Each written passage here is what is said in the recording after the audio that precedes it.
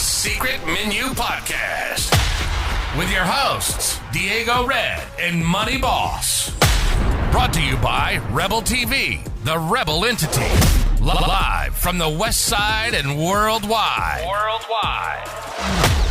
Real ones know what's up, and if you don't, you get the point. Tap in. It's the Secret Menu Podcast.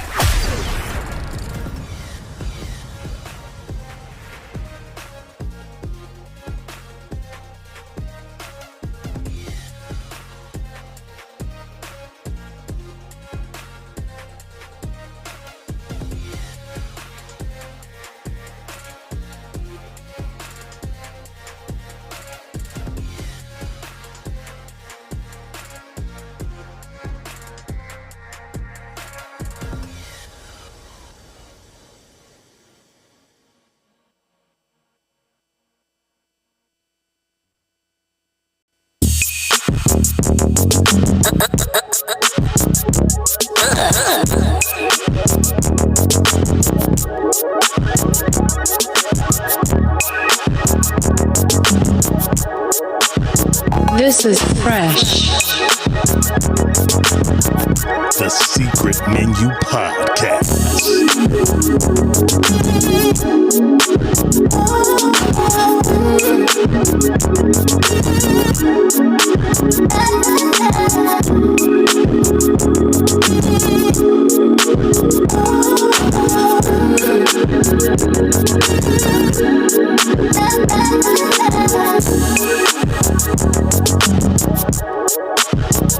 This is fresh.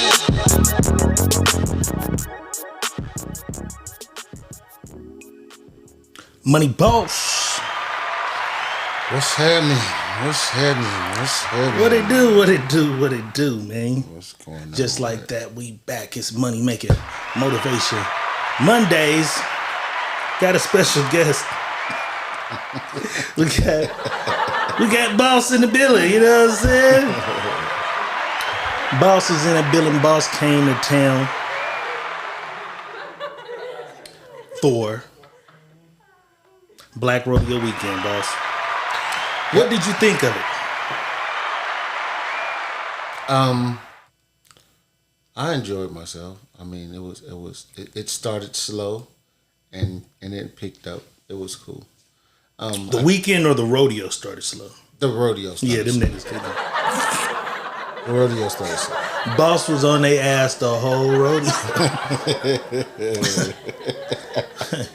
The rodeo started slow, but they kind of picked it up and got it going. So I kind of, I enjoyed myself. It was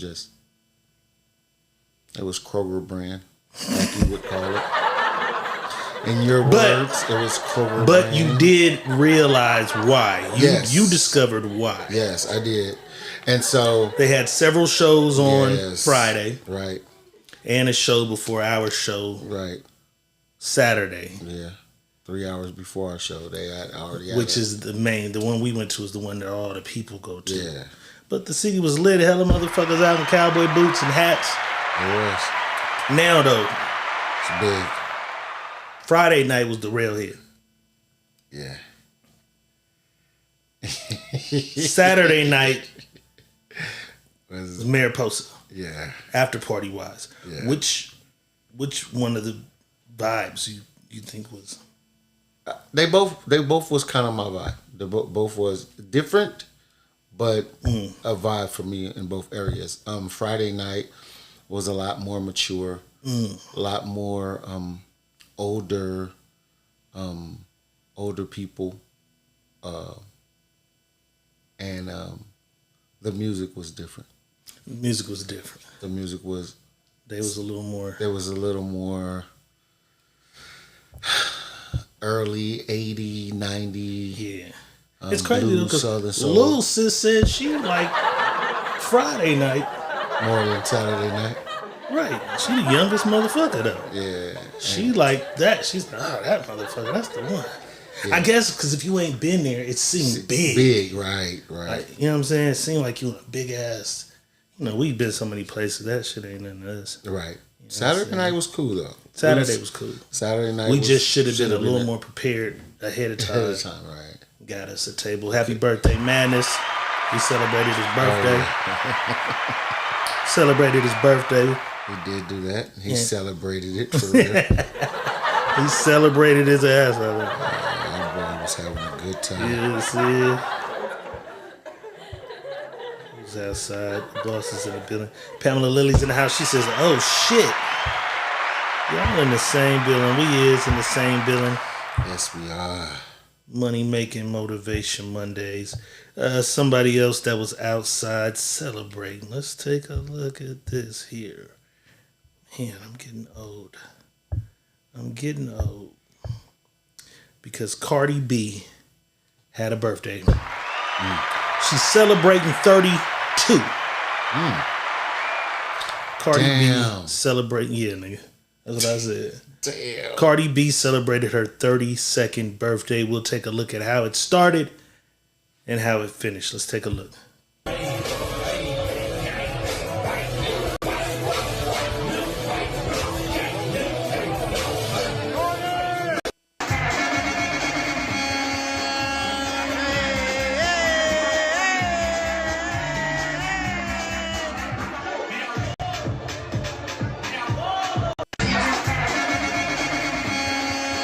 Never, ever drink again. I will never pray for me. Wait, I'm drunk. I'm still drunk. I would never drink again. Ever.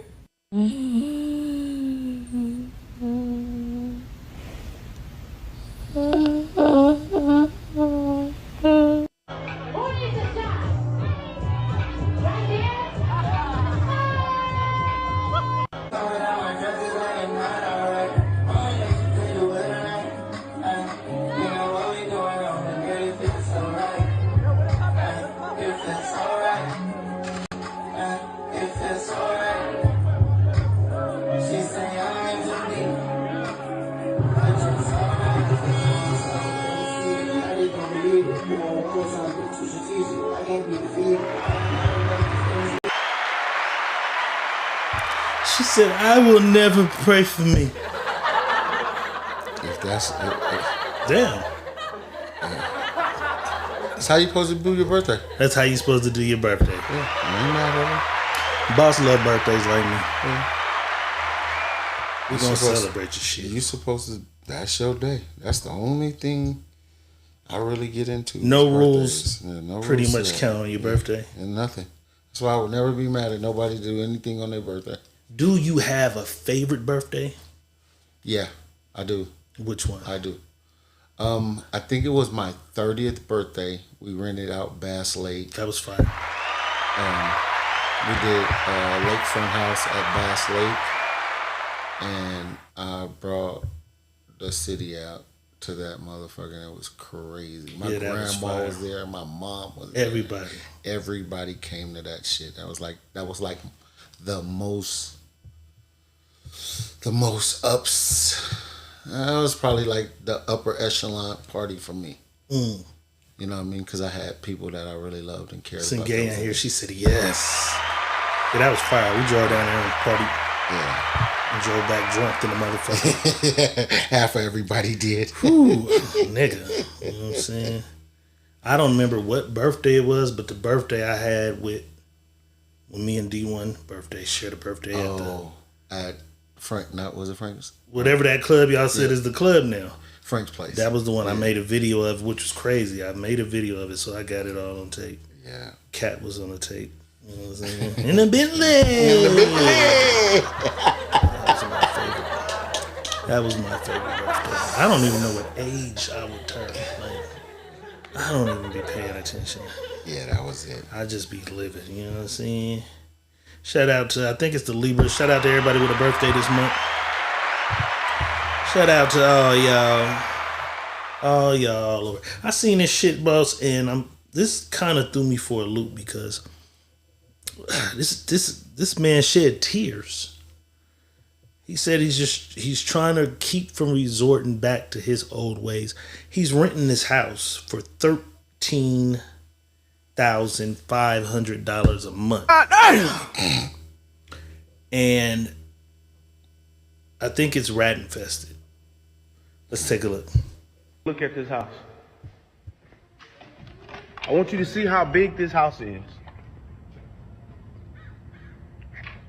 And it's really fucking with me, bro, because I try my best to provide for my family, bro. You know what I mean? Like, nigga, look at this shit, bro. Look at this shit, right? Nigga, I'm a real nigga from the hood, you feel me? Nigga, my credit ain't the best, you feel me? Nigga, I start making videos, I ran that shit up, and I'm trying to provide for my family. So yeah, nigga, we trying to rent until we buy a house. And this is what I'm presented with, right? The first day we move in, right? Nigga, the first day we move in, right? We see some shit. And it fucked me up. Look at this shit, bro. And it fucked me up, right? And we tell the nigga like, yo, we need our money back, right? And the motherfucker like, nah, you can't get your money back. Now, I'll be wrong if I revert to my old ways and I see about the nigga. You dig what I'm saying? This is the whole point of this. When I walk out of my house that I pay $13,500 a month for,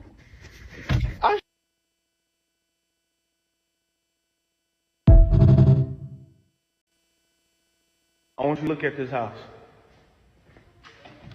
I want you to see how big this house is. And it's really fucking with me, bro, because I try my best to provide for my family, bro. I had to let it play a little longer so you can see the end, the pile of rat shit. But if you paying $13,500 a month, it really shouldn't be nothing for you to get an exterminator, right? Or am I tripping? It shouldn't be, but that ain't your job. Being that you just moved in there, you shouldn't have to take care of that? No, that's the landlord's job. If your shit is infested, you would already know that shit was infested. You take care of that. If a tenant comes in, that's like me renting my house right now. And I know for a fact that I got termites. And I didn't take care of them termites before I rented it. I shouldn't have rented that house out yet. Period. No matter what the fuck I was trying to do. Because what should be his next move though? Because he crying about the shit. He can sue him. Pack your shit up. Yeah. We'll get you another one. Yeah. Or stay there however many days till you can get you another one. Right. And just don't pay them no more and go to court about it. Right. That's endangerment. If it's infested or get like the that, fucking Terminator. Right. I'd get the exterminator. First of all, I laughed when somebody said Terminator in the comments, and I just said the shit, so I owe them an apology because I'm like, this motherfucker talking about get a Terminator, exterminator. Somebody said Terminator in the comments. Yeah. First of all, you saving money to do whatever you're doing with your kids. $13,500 is fucking a lot of money. So that's why I'm wondering, nigga, what kind of videos is you making, porn? It's a lot of fucking money. He said I started making the videos and ran it up. Like, nigga, what kind of YouTube money you getting? To be $13,000 is a lot to be buying a fucking house. Listen, the house he could be buying at $13,000 a month. He can Star Island. Yeah, he can be in something crazy. Well, maybe not Star Island. No, but even Star Island. Shit like that. Yeah, you can be there. $13,000 a month. You can be on Star Island. We found a house on crib. That big. we found a house on Star Island. They wanted like $12,000. That's what the mortgage was going to end up being, like $12,000 a month. That's crazy though. Yeah, so you can definitely be there. Because if you do call the exterminator, damn, you still gonna have to pack up, leave. They're gonna have to tent that motherfucker. Out. That's gonna get tented. Mandy said I thought he was buying. No, he said we saving up till we buy a house. Up till we buy a house. You know what I'm saying? Right? Yeah, that's tough. I don't know. I couldn't do it. Couldn't be me. Hands down, whoever owned that house, hands down, you gonna have to see me about something, brother. Cause that's what he said. That's why he said he was crying, because he didn't want to have to resort back to his old ways. He's been blessed with this YouTube shit or whatever he doing, and he getting money now, and he's finally been able to afford something like this. And that's what it is too, though. This is probably the first time being able to do some shit like that. He ain't, you know what I'm saying? A nigga who rent shit all the time, gonna do full walkthrough, inspection, check through, you know what I'm saying? You're used to doing that kind of shit. How you overlook that big ass pile of rat shit? That's crazy. I don't know. On the walkthrough. That's crazy. That's beyond crazy to me. How you did that? Let me see. That's beyond crazy to me. Because we're going to have to see something about something. Yeah, it's going to be a problem. Yeah, we're going to have to see something about something because that ain't it. It's going to be a problem. You know what I'm saying?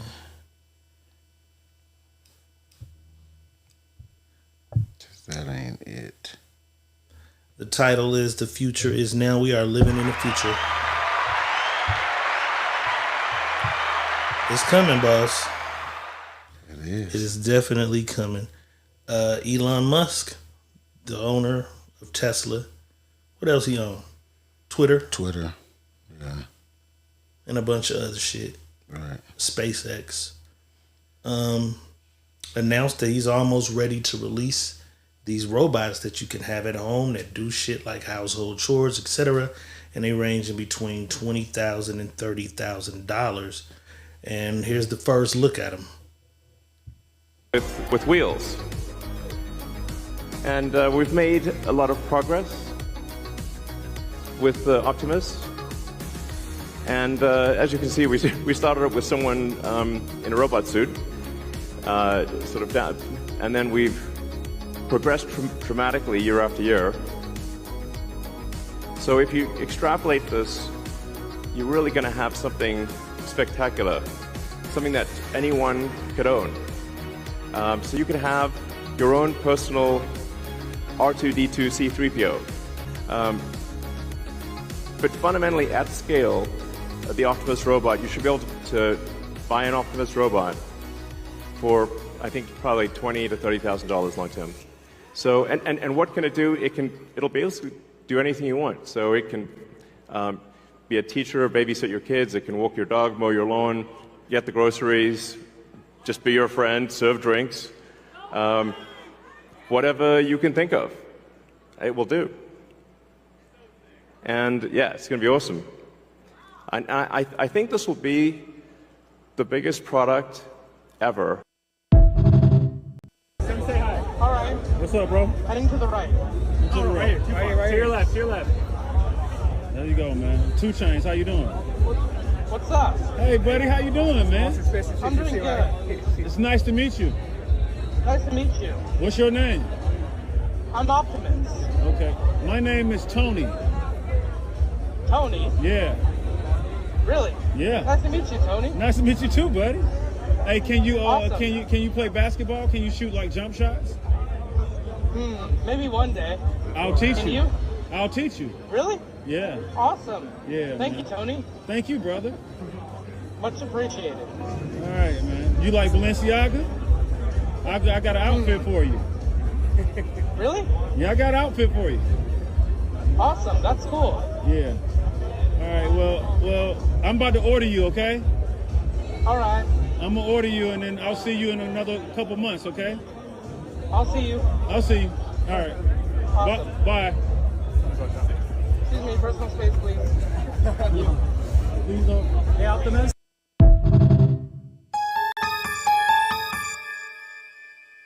Not me. You not fucking with that?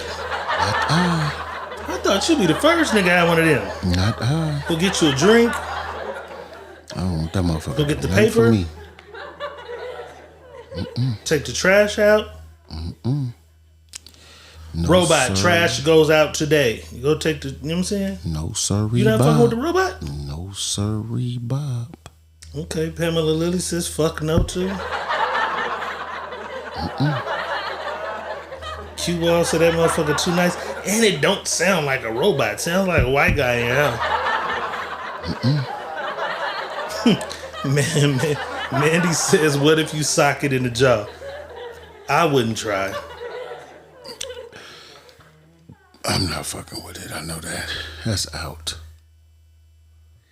Beanie Man says, meanwhile, we give dogs and sticks to the blind people. Well, now you can have the robot guide your blind uncle, though. This is crazy. No, that's too much. We depending on too much shit and not depending on self. That's what's taken away from the world, and that's why the ability to comprehend with each other is so small. You know, you take things out of content because you're reading text on phone, not saying it to a person. So when they're reading it, you may mean it one way, but they're reading it in a different way, and they're seeing it as you wrote it, but it's saying something different in their head. You feel me? And I think that's what's going on. And so now you implicate a motherfucking robot to do the shit for you that you don't get up and do for yourself. It becomes now we're becoming more lazier as people because we're now depending on things to do things for us. But I mean, shit, you got a maid, nigga. Yeah, but I can comprehend with my maid. Me and my maid sit down, we have drinks sometimes. Me and my maid, I make her. Me and Maria is really cool. So why you can't sit down and talk to the robot for a little bit? No, because the robot ain't going through nothing. Me and Maria go through shit. She cleans more than just my house. You know, she cleans other people's houses, and she goes through things with her kids and her life. You know, so I sit down and me and Maria communicate. The emotion, the life shit is there. Real shit is still there. Even though so me and robot's kind of filling a void with it, and it's still not filling a void. Void at all, right? Just doing shit, taking out trash. Right. I don't know. Pamela Lilly says Will Smith ain't gonna be here to save us from the robot takeover. I saw a lot of people say AI, iRobot. Motherfuckers better worry about Terminator. Like, did y'all not remember Terminator? Yeah. That was the war against the robots. Yeah, Terminator. I'm more worried about Terminator shit But happening. see, I'm more worried about what happens when them things malfunction. Because they're man-made. It's gonna fuck somebody up. My point. What's gonna happen? My point. And that's why I don't believe them things should be made. Because we have hella machines already that done malfunction. His cars done malfunction before. So why are we allowing this man to make robots and these robots will malfunction? Regular cars have recalls all the time. Right. But listen. Airbag malfunction. Listen. Brake that's regular cars have. So not only electric cars have not talking about recalls. No, I'm saying they malfunction. Malfunction and having recalls, meaning we put something out and the piece that we put out in that thing, it doesn't work anymore. Yeah, but it and can we have kill to take you. My car had an airbag malfunction and it had killed some people. Right. Airbag deployed and metal shit came out and killed some people somewhere. So they had to send out a nationwide thing to everybody who had that particular Mustang, and they did free repair of it. Right. So regular cars can have malfunctions that'll kill you too. I'm not disagreeing with you at all, brother. What I'm saying is, you allow these robots to come into this world and they malfunction, and then they start killing people. Then what? That's the scary part. Then what? You can't stop it. If they attack or kill. Yeah. You're trusting this motherfucker to pick your baby up. Yeah, to be polite. You're trusting this thing to do the things you want it to do, and something goes wrong, and this thing does something totally wrong. And then what? We're giving this man too much power to put in our face and do what he wants to do the way he wants to do it. But is we giving him, like, he's just presenting us with shit that he thought of. This is his imagination. You don't have to buy it. Right. Like, you're not buying it. Like, you don't gotta buy it. I'm not saying you Is it wrong for him to think of some shit? You don't have to buy it at all.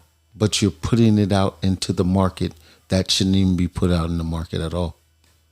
That's not something that need to be put out in the market, because we already seen you put things out in the market and it went bad, and it's still going bad because you keep making shit because you think you are the Einstein of the world, not just of the United States, of the world, and you're making things that's not right.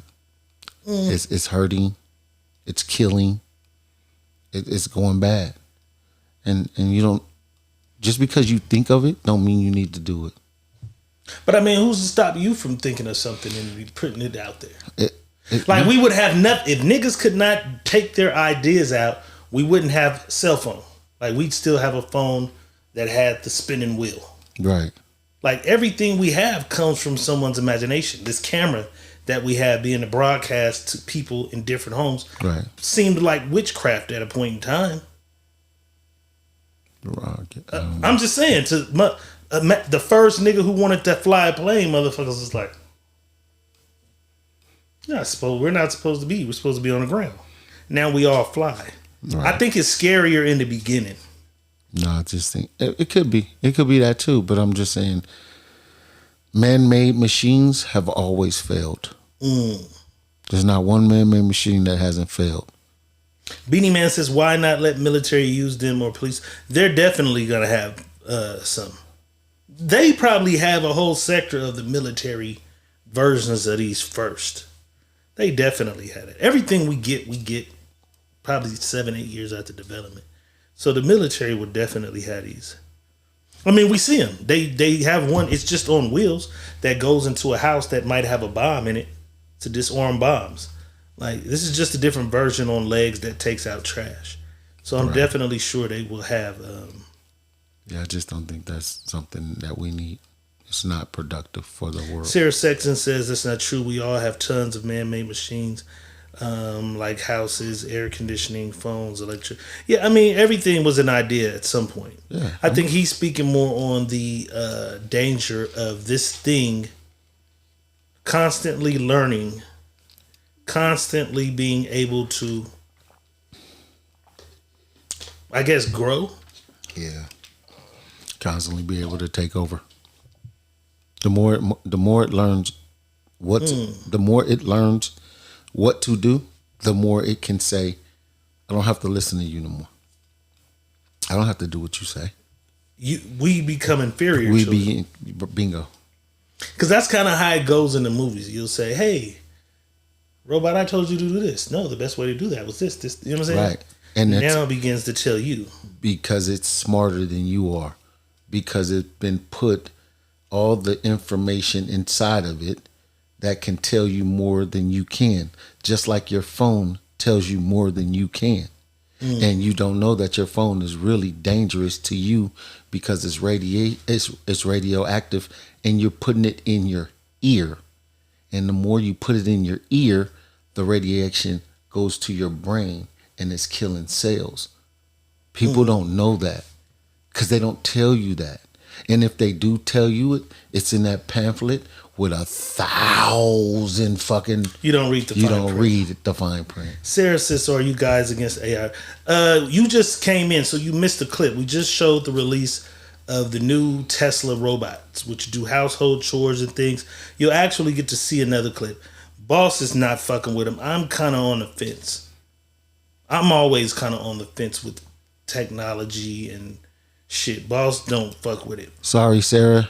Here are, as with everything, there's not just one. Just like most people think Tesla is the only electric car. No. It is not. There are other electric car brands. And here are some of the competitors to the Tesla robot. And they're priced a little lower. His shit was in between $20,000 and $30,000. These are like around $16,000. Let's take a look at these.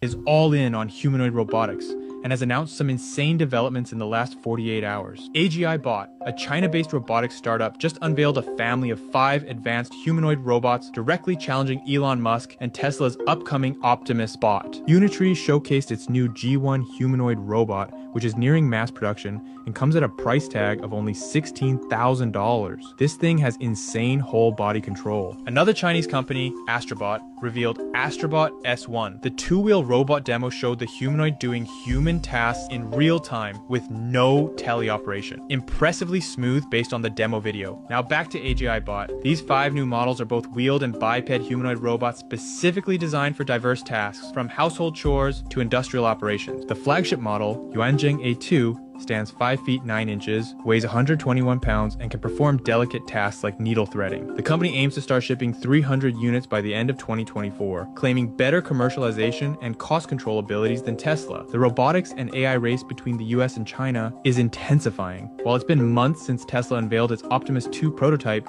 these 3 Chinese startups have showcased major technical progress in just a few days. China is all in on humanoid robotics.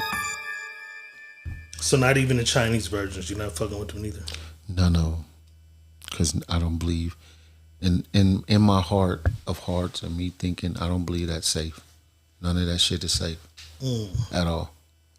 It's only a matter of seconds where that thing says, fuck you. It doesn't listen to what you say. Doesn't care what you say. And now when you can't get it to do what you want it to do, how do you stop it? How do you tell it to now stop? I mean, shit, the police is the same way. We can't stop them from killing them. My point. My point. Kind of you know, I can shoot back at the police and knock it down like it can knock me down. This thing. You think there'll be no way to stop this? It's already going to be a no way to stop it. And I thought through that, and they have this thing that knocks out electricity. That would be the only thing that you would have to have. Like that, like how niggas got guns illegally, you would have to have this power stick where if you touch it, it shuts down all electricity in that robot. A nigga just got caught, I don't know if you've seen it. He has a thing that knocks down all cell phone frequencies within like 50 feet radius of him. Mm-hmm. And he got caught somehow. Mm-hmm. But he drives with it on because he says he was a paranoid motherfucker. But we would have to have something like in case of emergencies, you touch that with that stick and it. Right. I'm quite sure. But if the robot is smart and strong, I grab the stick from you, your ass is grass. Right. And that's my point there. That's my point there. Everybody think this is gonna be Terminator though. No, I don't even think it's gonna. See, that's where I'm not too much into the movie thing of me thinking Terminator or none of that. I'm thinking realistically. This thing hits a kid. Yeah. It does something. One blow, because it's metal. That thing is not just some paperweight shit. You know what I'm saying? That thing accidentally tips over something and it hits a child. It something goes bad. You have no get back with that. That's what I'm saying. And I'm not saying it's your child and your robot. It can be your neighbor's child. It can be the kid down the street. Anything. Because kids is bad. So what if the kids come fucking with it? Right. And it snaps. Or it doesn't know that you're not supposed to do that. And it foil or it'll knock. It's going to have to be some heavy testing. Heavy. Before it even hit the streets. And then understand what it is that you're allowing it to do. And what is it programmed to do? It will have to have settings, non-violent settings. But like hackers hack everything. So there would be then it ain't even just the robots you got to worry about. Mm-hmm. You got to worry about some nerd, smart motherfucker hacking. All of them. And putting a bug in them and every one of them go crazy. Right. That's why I'm saying it's dangerous, bro. This Franklin Adger said you be in the house just chilling and just start whooping your ass. Right, because it's dangerous, bro. And that's the thing. It ain't gonna whoop your ass for long. It's a robot. That mother gonna punch you in your head twice and you out of here. Out. You dead, you bro. So that's what I'm saying. Because you can go to your computer. We just had this happen. Bank of America just had this happen. It wiped out 20,000 people for a while. So what happens if somebody gets smart? Because it's always people that's always trying to fight and take over things and make things different and difficult. So if it can control all of the frequencies of what this thing does and turn it into a monster, then now we got 20,000 monsters running out here. Beanie Man says, I already own 2 robots. To be honest, to vacuum and clean my floor while I'm at work. Boss, I got you have one. that? Boss, see, Boss got one. I got one. My mother has one. I have one. I like it. You know what I'm saying? But you got that motherfucker. That's just the baby.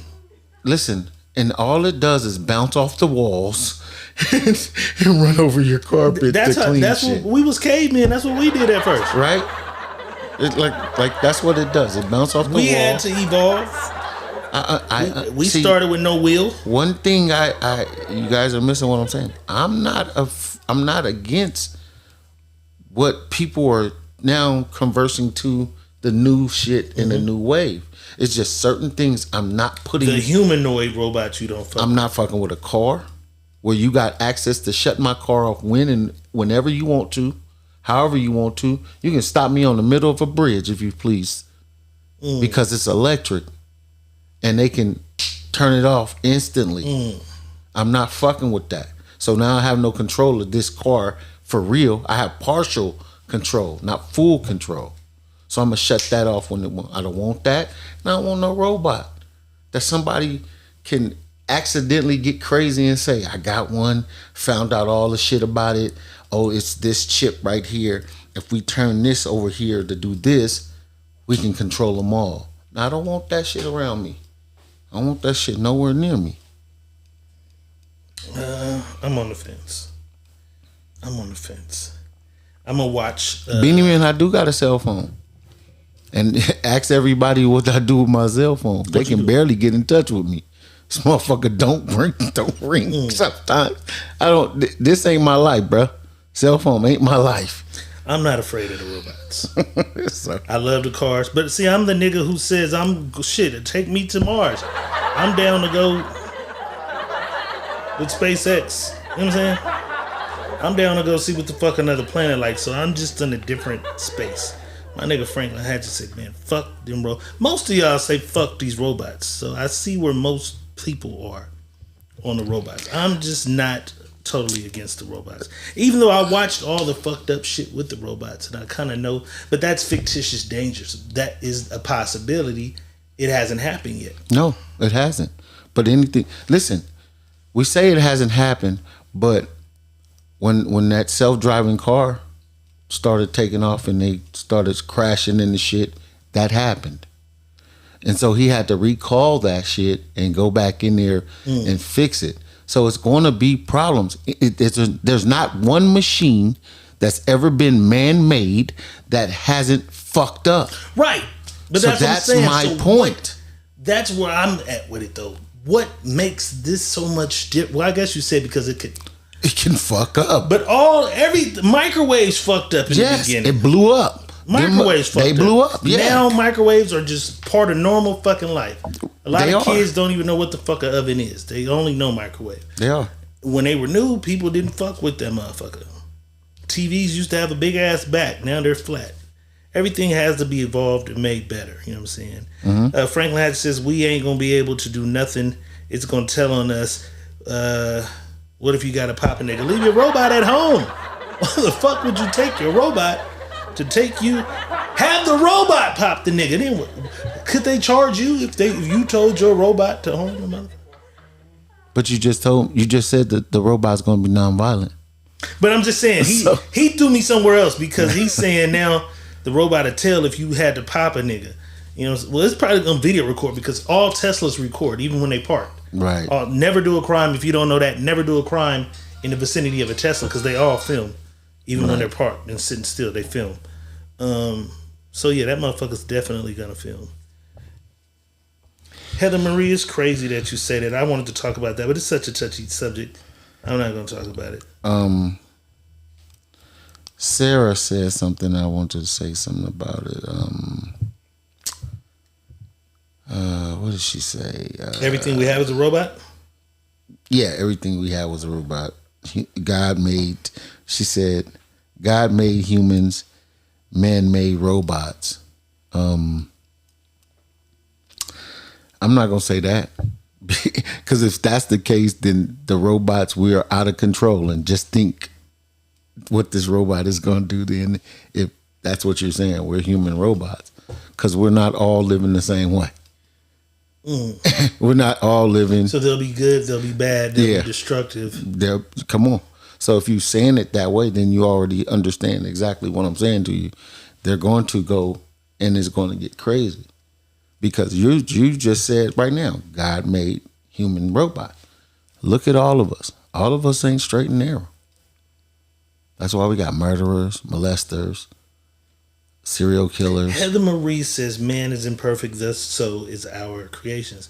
I just don't think we should have to limit our imaginations, our creativity. Because just like I said, at some point somebody thought of the train, which made traveling easier.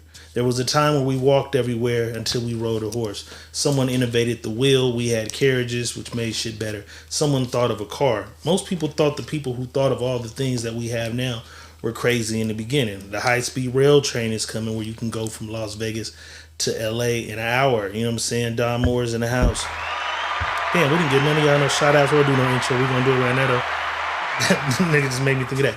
But without innovation, it's so much shit we couldn't have now.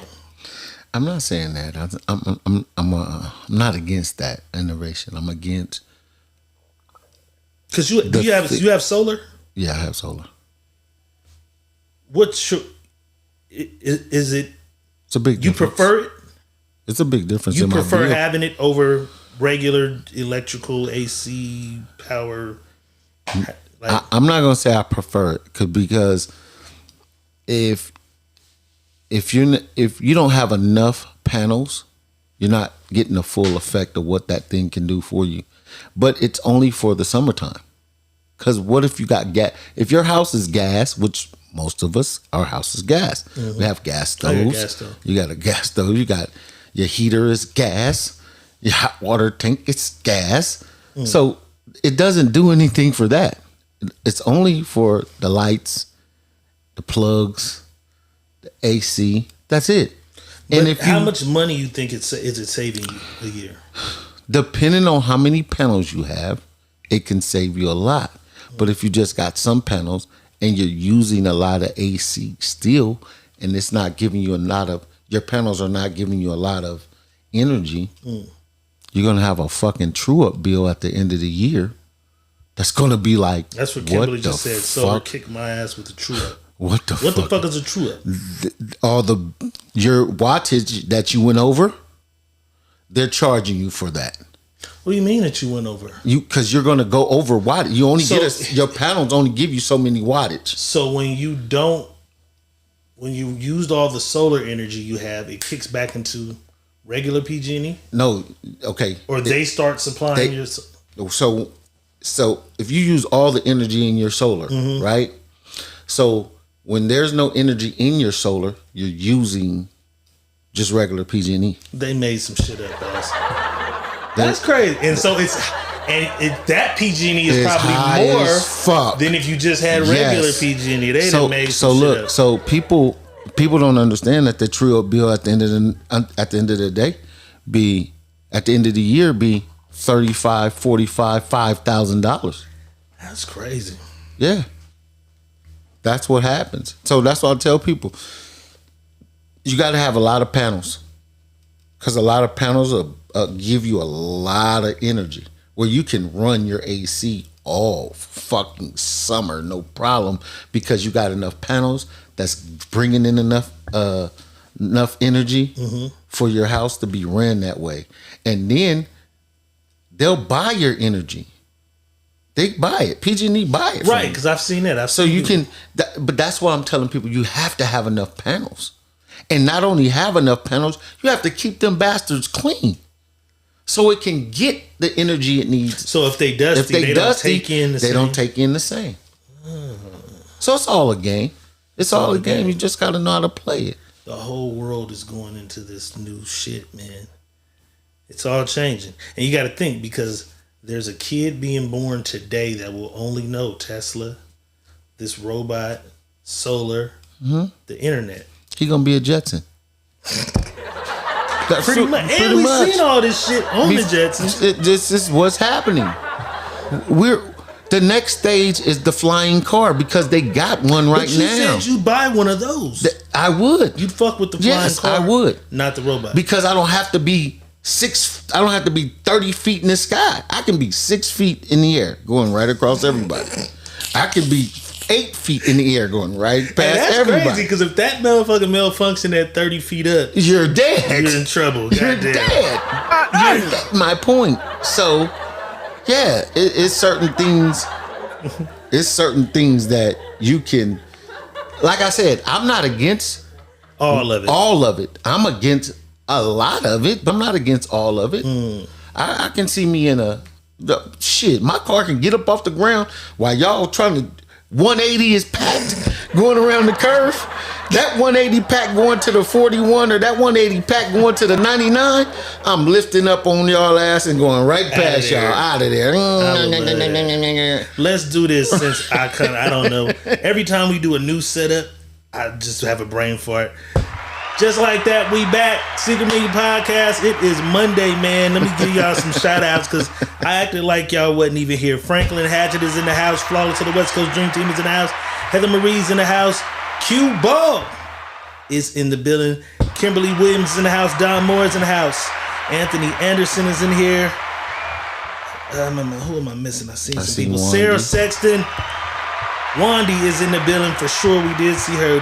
Anybody else? Kimmy Kim. For sure we seen. YB Williams. My dog. YB Williams in the house. Sarah Fradu's in the house. Lachelle Davis. Yes, absolutely. She said if her neighbors get one, she's moving. Beanie Man. Beanie Man is in the building. David Greathouse. David Greathouse is in the house, and that's what it is. Who else is in here that we forgot all about y'all. H-Bomb came in and left. Sarah Sexton is in the building. Shouted her out. Flawless King from West LD's. Coast. King LD. You know what I'm saying? We don't want to Flawless from the West Coast. We got Flawless. Mandy McIntyre. Mandy McIntyre is definitely in the building. Regina just walked in. Regina. Hey, if we missed you, we apologize. But without further ado, just like that, we back Money Making Motivation Mondays. Diego Red is in the building. Money Boss is in Diego Red's building. That was a long intro. That was a long ass intro. Anytime we change how we are dynamic, I always get a brain fart. Fuck up, you know what I'm saying? I get a brain fart. We've already got the show going, man. Yes, a lot of y'all saw last week, we talked about this storm that was taking place in Florida, man. Hurricane Milton. Milton was pissed off. Rest in peace to the people who lost their lives and that. The people, prayers for people who lost their homes and everything. But there was one character that stood out, this guy that everyone was calling Lieutenant Dan. He said God told him to just get on that boat and go through the storm. He did not want to leave his boat, boss. A lot of people came to his aid, supported him. He made over $40,000 on GoFundMe. And then there's this kid, this Aiden Ross guy who I kind of don't fucking like. Did you see him with the Kendrick shit and the LA shit? I don't even pay attention. Yeah, he was talking shit about how he'll come to LA. Them niggas said, okay, bring your ass out here. But anyways, Aiden Ross says, hey, I'm going to give that guy some money. I think it was $100,000 yacht and $50,000 cash or something. And then Aiden Ross said he did a deep dive into this guy's criminal background and says he decided he doesn't want to do business with him anymore. Let's take a look at what Lieutenant Dan himself had to say. Telling you he not getting you a boat no more. He came to me. I never went to him. He offered it to me. I never asked for it. So then he turned around and he starts saying about my history. Well, you should have did that before you made the offer. You know, if you're worried about your image and who you have working for you, you should have done your due diligence and looked me up before you made me an offer of $100,000 sign-on bonus and $50,000 a month with a $100,000 boat. And I'm going to let you go because I don't care about that. But I'm going to tell you this. He took the money away too? Huh? He took the $100K? Took that, as far as I know, everything. Oh, wow. You know, and that's the thing. I mean, I didn't ask you for it. You offered it. I agreed to do what you asked me to do. You asked me to be on Kick 100 hours a month, I agreed. I said, no problem, I'll do it. I'm down for that.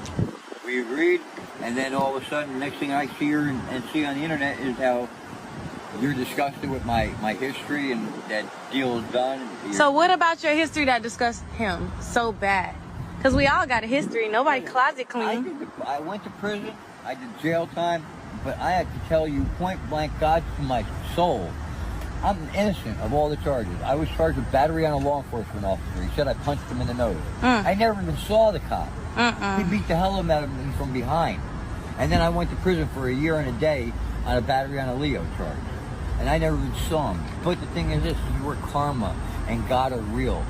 Because the bartender who started it all, the manager, and the arresting officer were all the witnesses. While I went to prison for 5.5 months, the 44-year-old bartender had a massive heart attack in his sleep and died. Oh, my God. The cop, who was a street cop that used to wear the sheriff thing across his chest and had the gun and the boots and, the military, he's now behind a desk at the substation in Lake Worth. So that when you walk in, he's like, how can I help you? Tell me that ain't a demotion. Right. And on top of that, he looks like he's got cancer. Oh, my God. And that ain't my fault. I didn't do nothing to you. Right. And Rob telling you he not getting you a boat no more.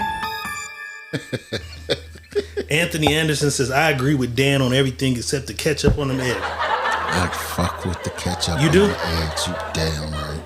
I see people do that, and I can't do it. You put the ketchup right on the eggs? Yeah. If my hash browns touch my eggs and they get a little ketchup on the eggs, I'm not gonna not eat the eggs. And then I eat all that shit together. I'm mixing. So just all putting that. ketchup right on the Right eggs. on my eggs with hot sauce. I'm all the way in.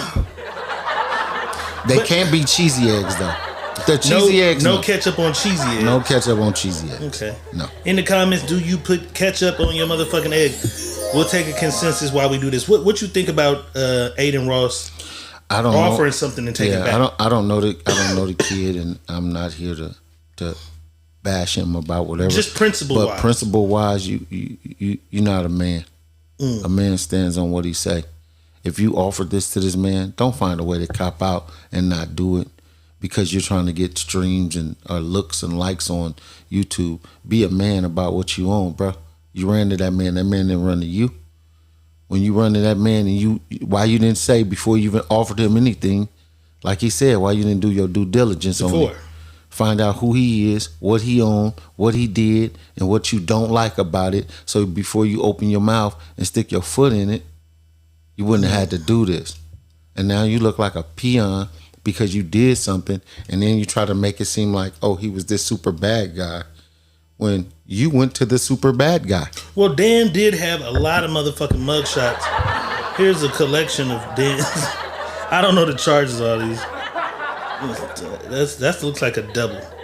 Or do they use your same mugshot for a different? No. So the first one we excluded because the first and the second look exactly the same. Right. The rest look like different mugshots. Right.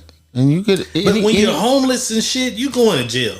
Anytime you get arrested, you get a mugshot ticket. What it doesn't mean you're guilty or anything. You get arrested. Dan, now what about this part? Dan says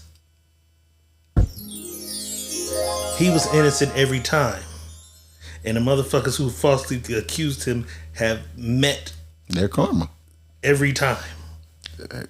People believe in. I've seen some shit happen to some motherfuckers who wronged me several times, and I never say, well, you know what I'm saying? But I always look at it like you only got so many of those. You let a motherfucker who constantly do wrong, and it's gonna happen eventually. But he believes it's divine intervention and God is watching out for him. He still won in this. He still won in the situation. That's what I'm saying. Like, Aiden, you did whatever you did, and you brought more light to him because you carry a lot of light on your platform. So all you did was bring more light to the man. And then now people looking at you like, are you that? There's people that follow you, brother, that now look at you like, are you that? This is what kind of person he really is now. Kind of a buster. This nigga's a sucker. You know what I mean? on some real shit. And it's not me attacking the kid Aiden Ross because I don't know who he is. I've never seen him. I don't watch his page. I don't watch nothing about him. I don't know what the fuck he do. I hear his name, but I don't go look him up. So I'm just saying from my stand-up point of view, when a man says he gonna do something and you put it out there to the public, stand on business, my brother. That's it. You could have gave him the initial shit and said, you know what? Hey, I don't want to do the rest of the shit. Bingo. That's it. But shout out Dan, he made it through the storm. That nigga made it through the storm, literally. Right. No, made it through the storm. He made it through the storm, literally. This nigga right here didn't know about kids is out of motherfucking control. Random rapper, probably popping a little bit in his area. Yeah. Goes to, I don't know if this is a middle school or a high school, to perform. And these little motherfuckers snatch his chain. Right as he's performing, they chain snatch this nigga at the school. Let's see what happens.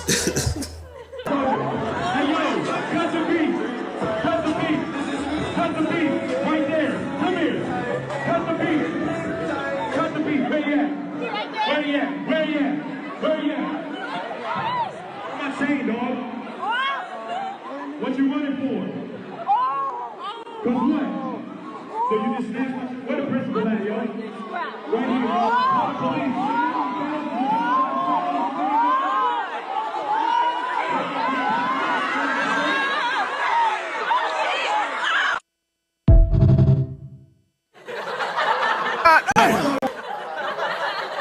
That's crazy, bro. They looked at like middle schoolers, huh? That's probably high school. They're getting smaller and smaller. I thought they was getting bigger. Them motherfuckers. Nah, man. They get smaller. They get bigger as they go into their, junior, senior year, shit like that. What the fuck do you do as the rapper? You at the fucking school trying to get the kids a show. Dump him in his motherfucking head. He said, where the principal at? Call the police, nigga. Go get your motherfucking chain. I'ma thump him. Would you have put the kid in jail? Did you just hear me say I thump his little ass? Breaking news. Rapper thumps kid in her face for snatching chain. Oh my God. Yeah. We banned from every goddamn school. Oh well, you gonna learn something about touching somebody's shit fucking with me. We banned them. You That's what you gonna do. These little motherfuckers is crazy. If you think them kids is crazy, this is even crazier because this right here, boss, is somebody's daughter. This is somebody's son too. More concerned about the little girl because I know what little niggas do. We've been little niggas in the street. Bosses running around with guns. At what age did you have your first gun? I was 14. Around my same time. I was 14. Middle school. On my first gun. High school, early. Yeah. 14. I don't know. This is how they profess they love on the social media. This shit is crazy. This nigga says, I know she gonna bust before anybody. And I looked at the picture and I didn't get it at first, but she's so fucking little. And she got a gun to his head. And this is supposed to be some fly. I don't know what the fuck this is supposed to be. But this is somebody's son and somebody's daughter. Keep an eye on y'all motherfucking kids. Yeah, that's crazy. This is crazy as fuck. Yeah. This is crazy. This is what they outside doing. That's sad. Because she think that shit cute. No. I was taught some crazy things happen to the sweetest people because they get involved in shit they ain't got no business involved in. Right. And I used to always be told, my mom used to say, you be out there playing. I hope you prepare for what come from out shit when you playing out there. And I never understood it at all because I was like, I ain't playing. Dead ass serious. Yeah, dead ass serious. You know what I'm saying? I ain't playing. But when I got shot at 15, I understood what she meant. You was 15 when you got shot? My first time I got shot was 15. I got shot. I almost died. That's the one that almost killed me. You been shot twice? 3 times. God damn, nigga. God damn. In the same leg. God damn. God damn. That's not funny, y'all. Hey. What the fuck did you do with that leg? I don't even. That's what I kept saying. I said they fuck must you didn't want. stumped out? They must didn't want me to have this one because I got shot in Tearing the that thigh. I got shot in the and thigh. you were still playing baseball after that. Yeah. Yeah. Well, yeah, because nigga, I used to go watch you. We was grown. You was still playing in the league, killing shit. This nigga ran the league. This nigga ran the league. This nigga been shot 3 times. I thought he been shot twice. This motherfucker 56. This nigga Curtis Jackson. Goddamn. Shit. Let's do some politics a little bit, man. I think Kamala Harris be watching this shit. I think she watches on the tuck. Cause out of nowhere, here she comes through the door. You stupid. Kamala Harris unveils her groundbreaking opportunity agenda for who? The black man. Black men. What the fuck?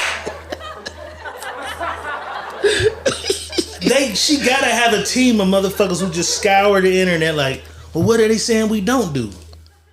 So you fuck with black men. Who don't you have? You don't got the black men. Because I just seen Obama say, any man that's black and ain't trying to vote for... I just seen that. So now all of a sudden, out of the blue, she pops up. She has this groundbreaking... what the fuck did they just call this shit? Groundbreaking opportunity agenda for black men. Let's give her a fair shake, boss. Let's see what some of these things are. $1 million in forgivable loans to help black entrepreneurs. Every black man is not an entrepreneur, though. But all right, that's a start. Forgivable loans. Which loans do you forgive, though? I don't know. I don't even know. So I need to take a loan out just in case she See fucking wins. Forgive it, huh? If she wins, you know what I'm saying? Wait a minute. $1 million ain't shit. $1 million for all the men? Or up to one. Wait a minute. Up for $1 million forgivable. Oh, she's saying she's gonna offer $1 million forgivable. So maybe you'll be able to get a $1 million forgivable loan. I'll be able to get $1 million forgivable loan. Every black man will be able to get a $1 million forgivable loan. I'm signing up for that. That is crazy. All right, let's see what the other ones are. Creating more pathways for black men to secure high-paying jobs. How do you do that? How do you do that? My company's already set up. My wages are set. How do you do that? I can't discriminate based on race. How do you do So that? I can't say, here's my orientation class. The 3 white guys will get $18.50 an hour, and then the black guy gets $22. I can't do that. That's not. I don't know how that one's gonna work. I'll put it back up on the screen. Y'all tell me in the comments how things will work. I'll look at the comments in just a sec. I don't know how that one's any good. But regulatory framework that protects black men investing in digital assets. Crypto. You only gonna protect black men? When I seen this list, I just couldn't say nothing. I didn't have nothing bad to say, but I had nothing good. It's not affecting the niggas that we know. For the those black men we are. Because we're not who this is really for. You know what I mean? Like, y'all got to know how to play this game. This game is funny as shit when you start learning it and really understand it. It's kind of insulting on the level. It is. It's kind of insulting. It is, and they do it. We'll get to that. Yeah, we'll get to why it's insulting. But look at this nigga face. He look like we feel. New initiative to address sickle cell disease. Okay, that is rampant in the black community. Yeah, sickle cell health. That one, Kamala, I fuck what you on. You know what I'm saying? I seen that nigga face and didn't think she was on shit. But okay, new initiative to address sickle cell diseases, diabetes, and mental health. Okay, we could use that. All people could use that. All people. But sickle cell... It's just a black trait. It's a trait in the black... We don't all get it. T-Boz. We just can carry the trait. It's notable for sickle cell anemia. And rest in peace to homegirl Rochelle. She had it. That was my first person I knew that dealt with it, and I would see a motherfucker in pain. You know what I'm saying? So what I tell people about sickle cell is this, and because you can be a trait carrier And not have it. But your kids can become sickle cell carriers because their parent, your mate that you mated with, is the trait too. The trait. And them two traits. My little nephew, for instance. Yeah.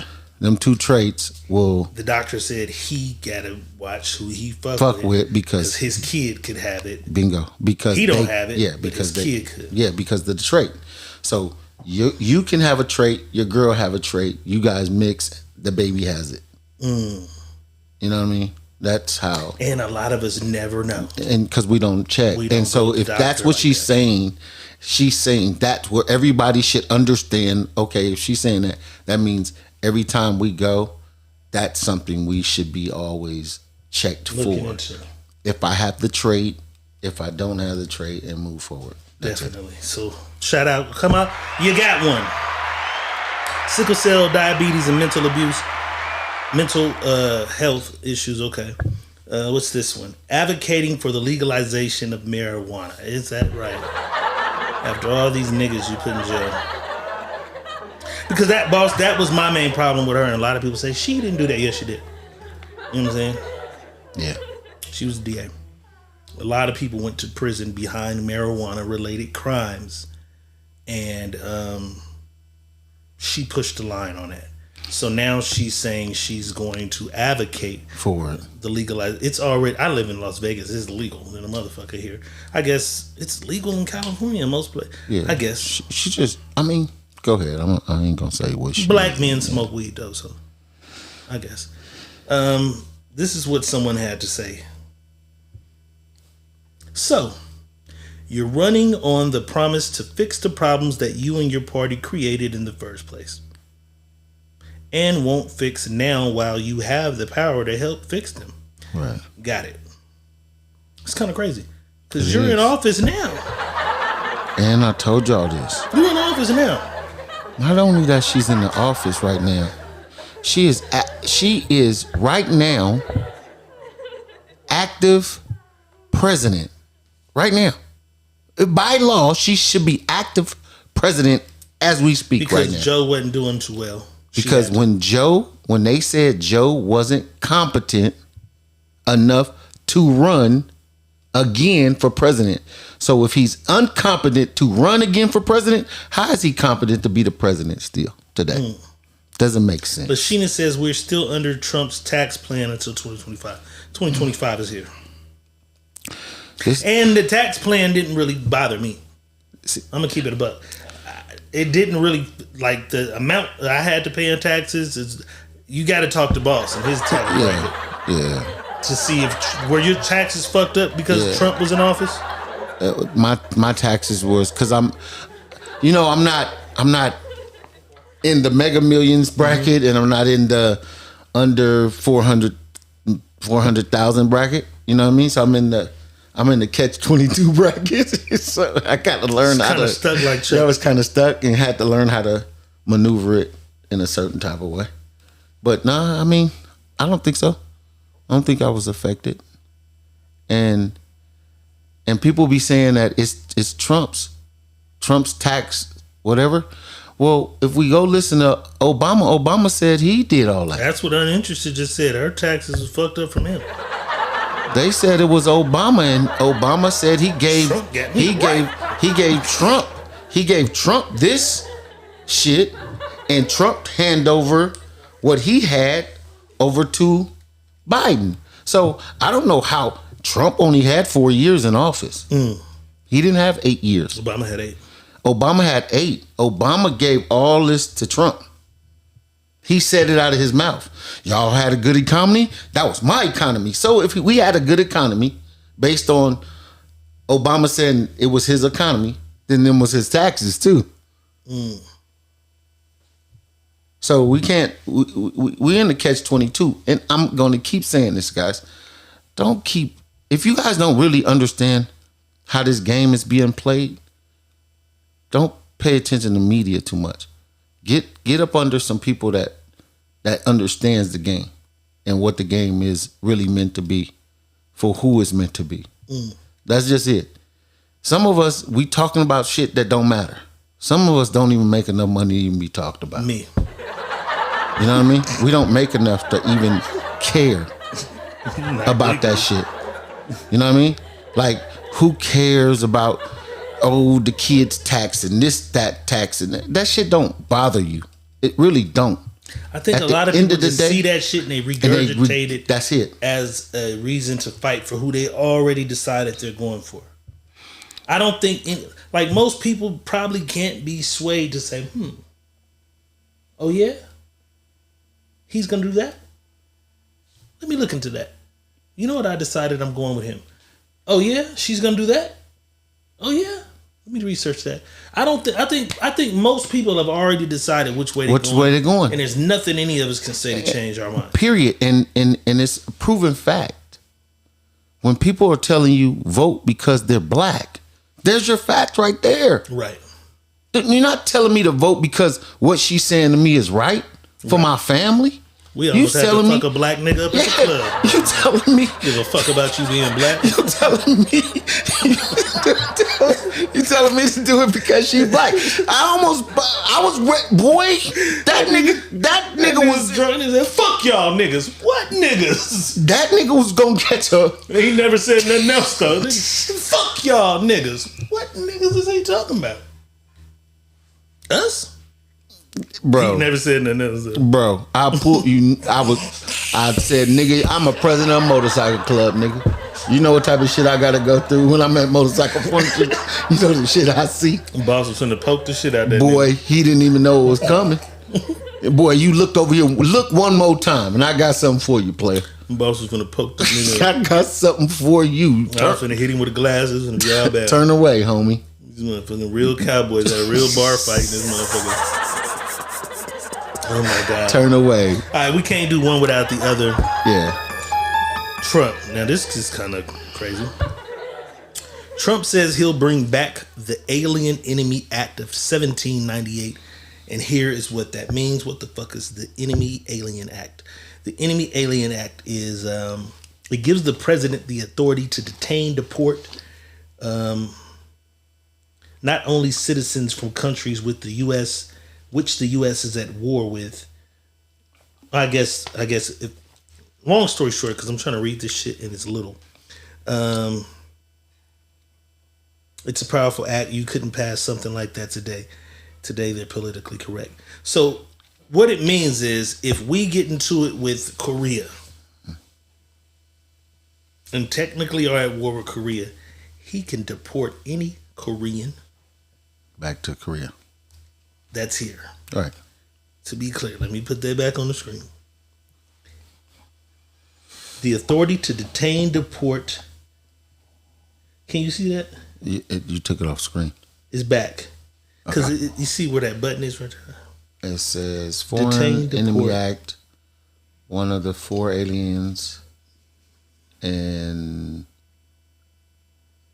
I can't, my phone is off correct. My shit's little. Yeah, mine is too. I don't know. I can't see it. Let me see if I can get my other phone. Just a second. Yeah, anyone considered an enemy during wartime. Essentially, the U.S. was at war with the country. Citizens of that country living in the U.S. could be detained or removed based on concerns that they might pose a threat. So, meaning he might not send them back. So, if we get into it with Korea, we could go get any Korean person living here and put their ass at Mosqueda Center to stay until this shit dies down, so that they ain't sneaking, getting on the phone, or doing nothing. That is kind of crazy. No, it's perfect because you got to think about. Do you think that it's? I think because of what's going on. Go ahead. No, tell me why.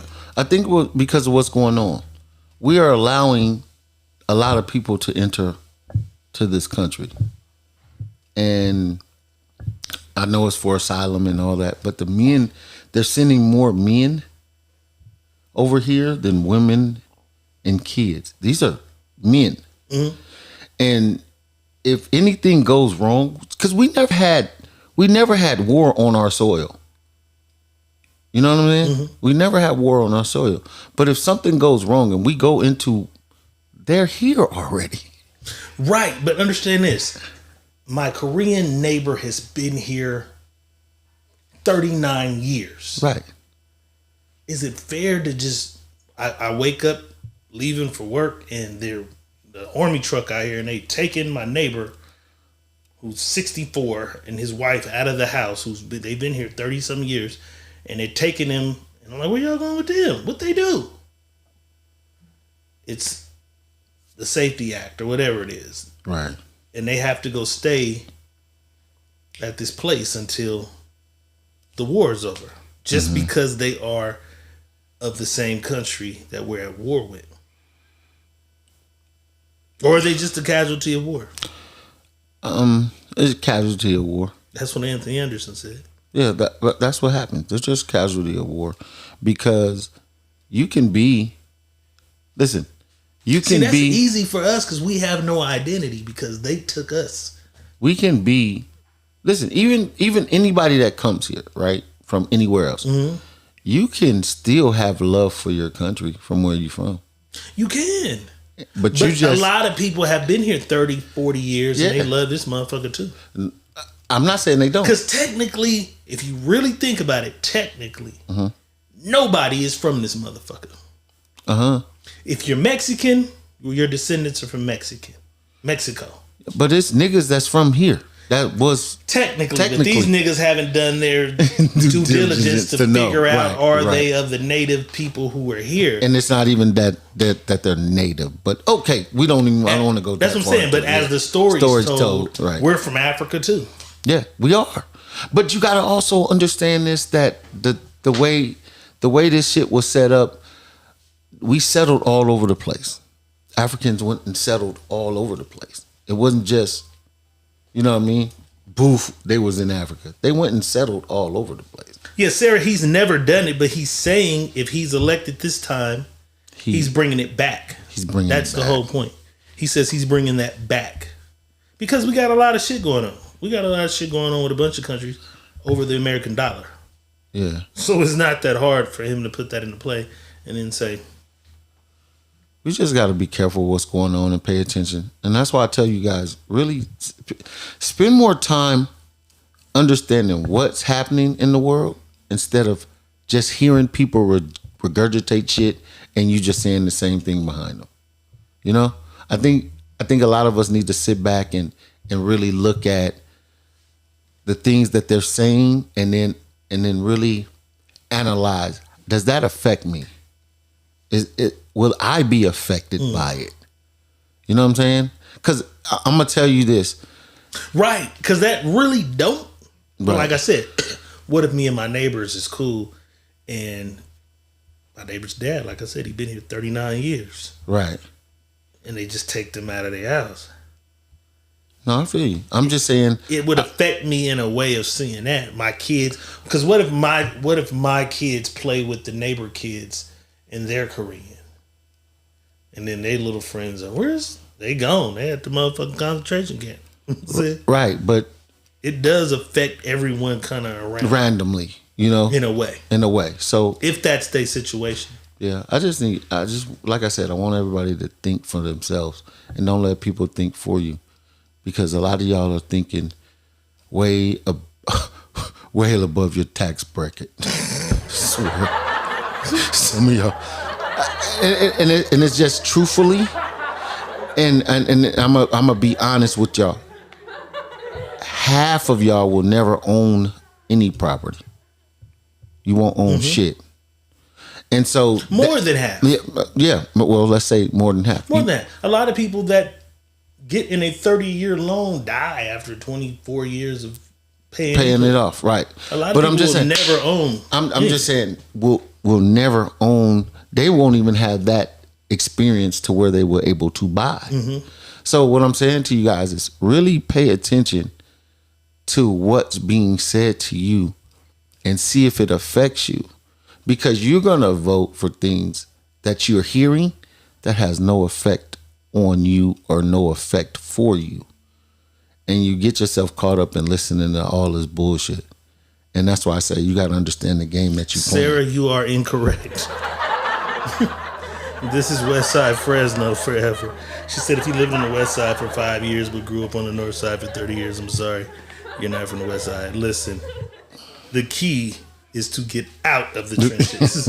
Get out of the trenches. Never forget where you're from is the saying. Never forget where you're from.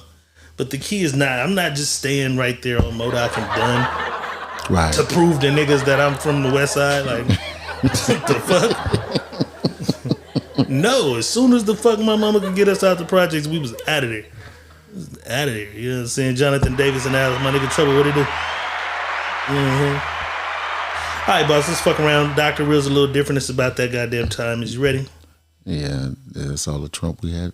Damn, he didn't say nothing. I mean, that was the one little thing. I mean, is there anything else from this nigga? I don't know. Let me see, did I have something else from him? I did have something else from him. What is this?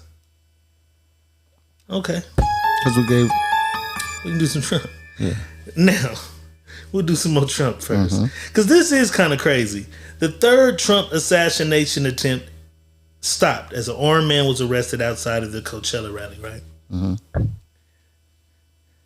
The speed of information, the speed of the internet, the speed of how it's Puff Daddy today, it's Chris Brown today, it's some shit on Bub Wilco's, like shit. We just, as people, just jump from thing, Jay-Z, Beyonce, thing. You see the nigga that did this, Cardi B left Offset. We jump so much from incidents with the world and celebrities that the assassination attempt on Trump, right?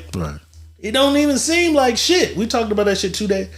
Like, can you imagine back when it happened for JFK? Martin Luther King? Well, they just didn't kill Trump though, right? But it came and it went. So technically, this is the third time they've caught a motherfucker trying to get in position to kill Trump, right? It don't seem like shit. This shit ain't news all over the timeline. It's just like, oh, okay, he caught another motherfucker with a gun outside. Do you think that there is really a serious plot to murder him before he can even get in there?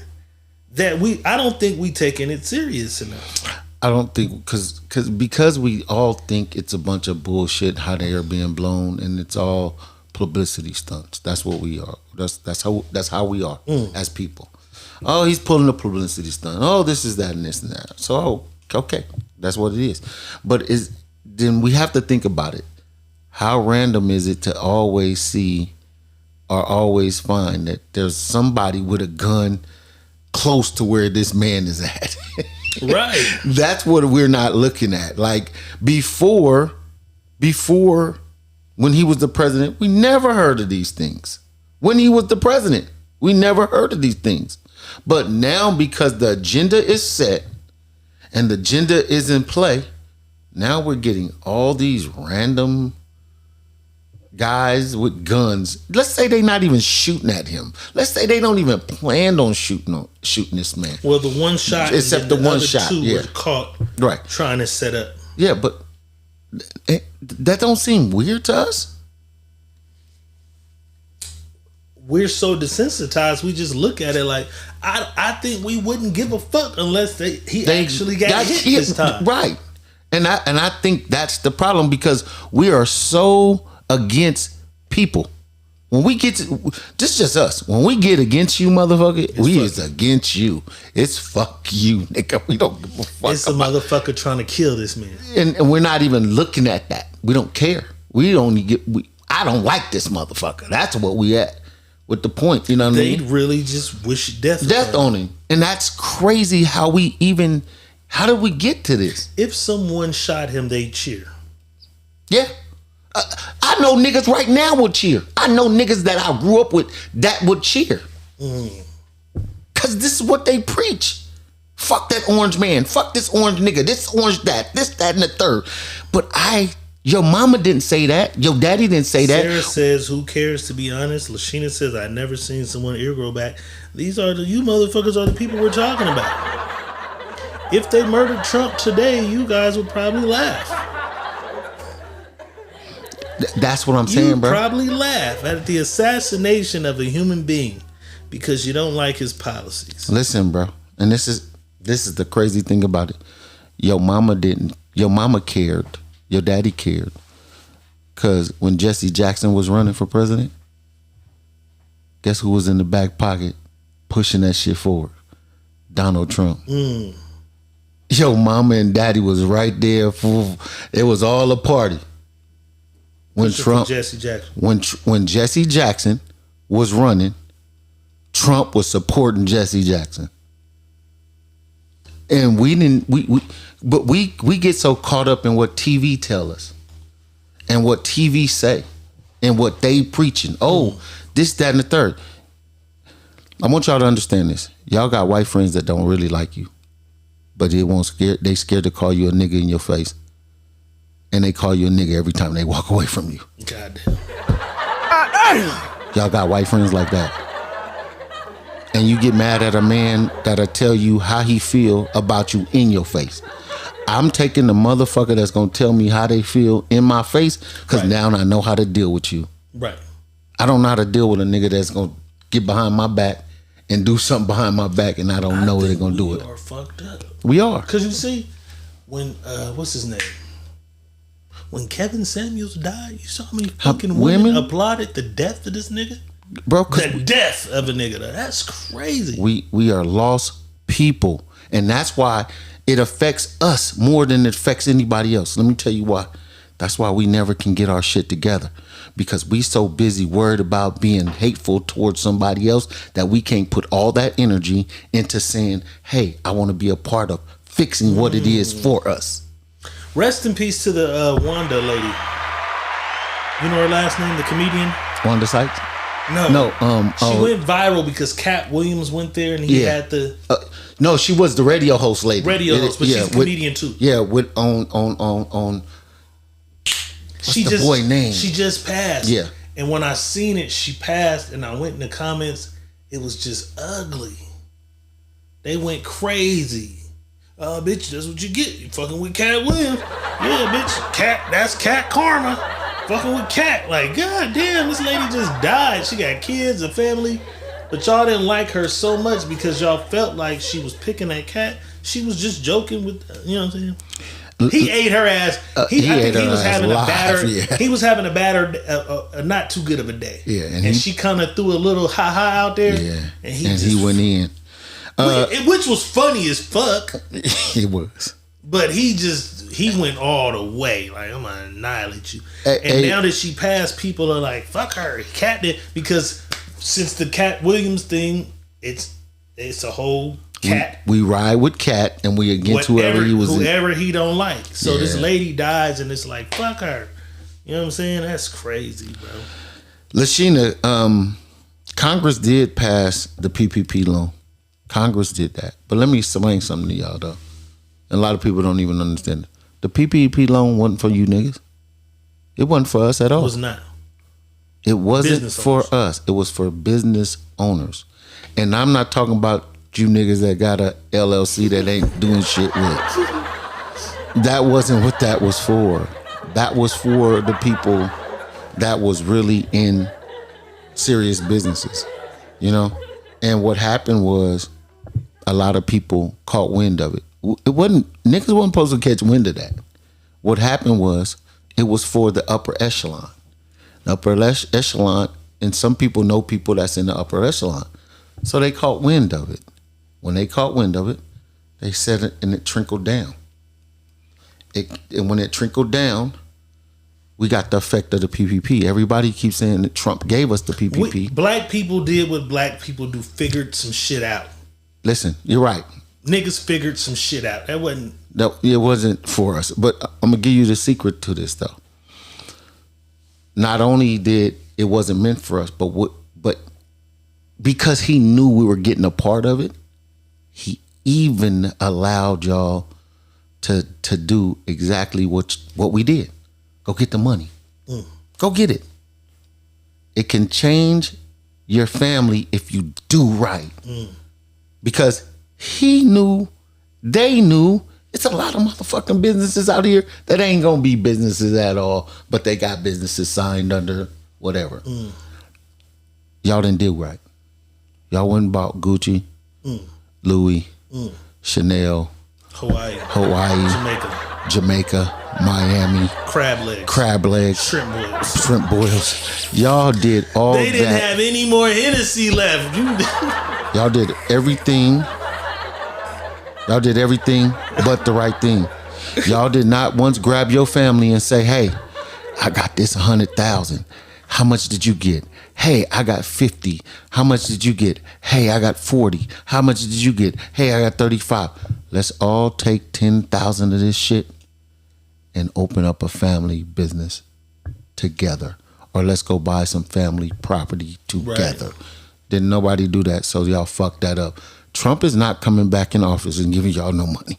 Right. What he is going to do is now make money start circulating again in the economy. Money will circulate in the economy because he's a businessman. He needs money to circulate. That only helps them. And I think Miss Harris is the same way. They're both going to want money to circulate in the economy because it makes it well for everybody to make something happen. You know, because we are all complaining about this shit is hurting us. It's not helping us. Nothing in this economy today is helping us. We are all hurting. I don't care what we are and who we vote for, this person or that person. We're hurting. We need help. So what I'm saying to y'all is don't bite the bullshit. Take time and study. If you take time and study and understand, you're going to see things in a different light and you're not going to even care about what you're seeing on TV. These smear campaigns is fucking ridiculous on both sides. Y'all not telling us how y'all going to help us. You smearing each other, telling us who ain't going to do what. You know what I'm saying? Shout out to Dana Rucker for the $30 Cash App donation. We in close quarters, so we can't do the let's get it dance. We can't do it tonight, but Dana, I'm gonna write you down. How long you in town, boss? I want to stay a couple of days, but I think I might have to go back tomorrow. Okay, just let me know. But we owe Dana one. Dana just sent a $30 Cash App donation. All right. Donations rule the nation. We appreciate the love. But it's too small in my area for us. Boss is on a long bench. I got wires and shit. We can't do the let's get it dance. But we owe you one. We'll get you on the next round. This is the second IOU we've had to do in the last 30 days.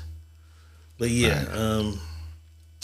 So that's all I want y'all to understand. Let's get into Dr. Real. All right, let's do that. You know what I'm saying? Let's do it. You're having trouble in your life. I can help you with that. You need a new wife. Let me show you how to get one. It's time to ask Dr. Real. JD, what's happening? You're having trouble with your man. Don't even worry about that. You need a new plan. I got one for you too. It's time to ask Dr. Real.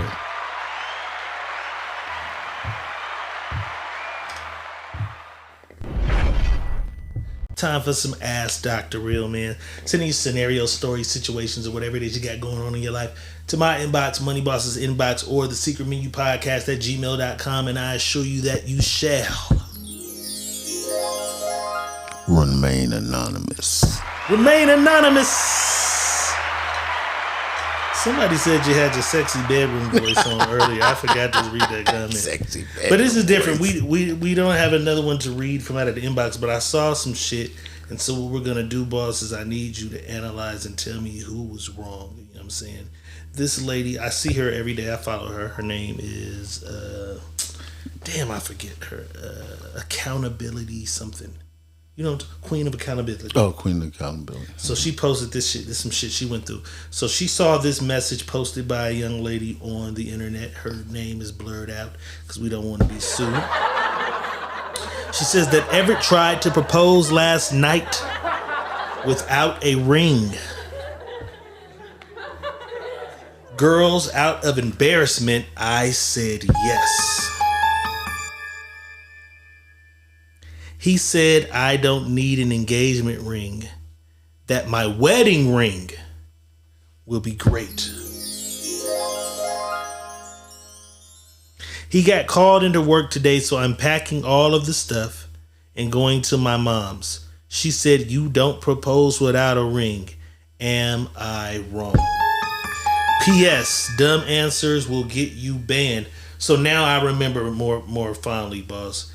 This is a private group because the ladies killed her. Mm-hmm. This is some group on Facebook. You know, they got all the groups. Right. She's in this group. It's all women. Mm-hmm. She saw this. The girl made this post and she's asking the bitches, am I wrong? And they went in. That nigga should have had it.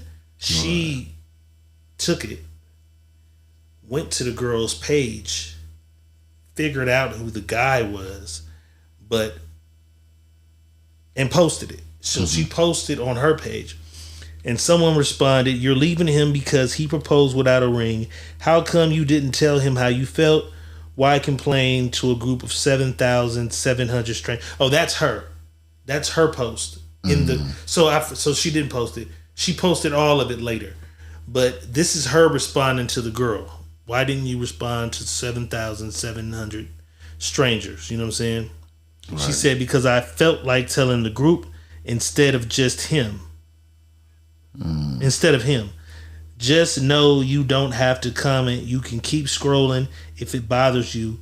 He is wrong for doing this broke behavior. I gave him 3 years and he responds with an invisible ring. So yeah, I'm pissed and I wanted to tell the group. Buzz off, moral police.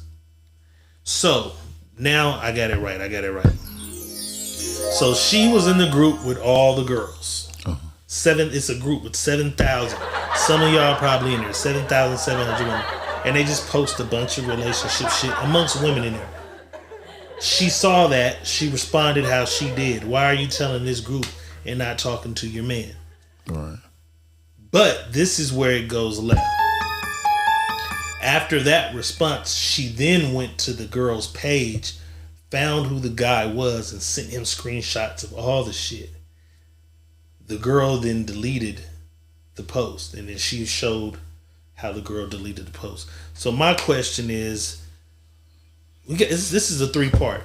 Is she wrong for accepting, knowing that she wanted a ring and then leaving him? Is the girl who screenshotted the shit wrong for showing the fiance what was going on in that group? Was 2-part, goddamn it. I forgot the 3rd part. It's about that goddamn time though. Yeah, maybe I'll think of it. It's time to ask Dr. Real. For my wine. It's about that goddamn time. You know what I'm saying? I'm gonna let it spin a little longer because you can't do your serious face without me in view. Not worried about this.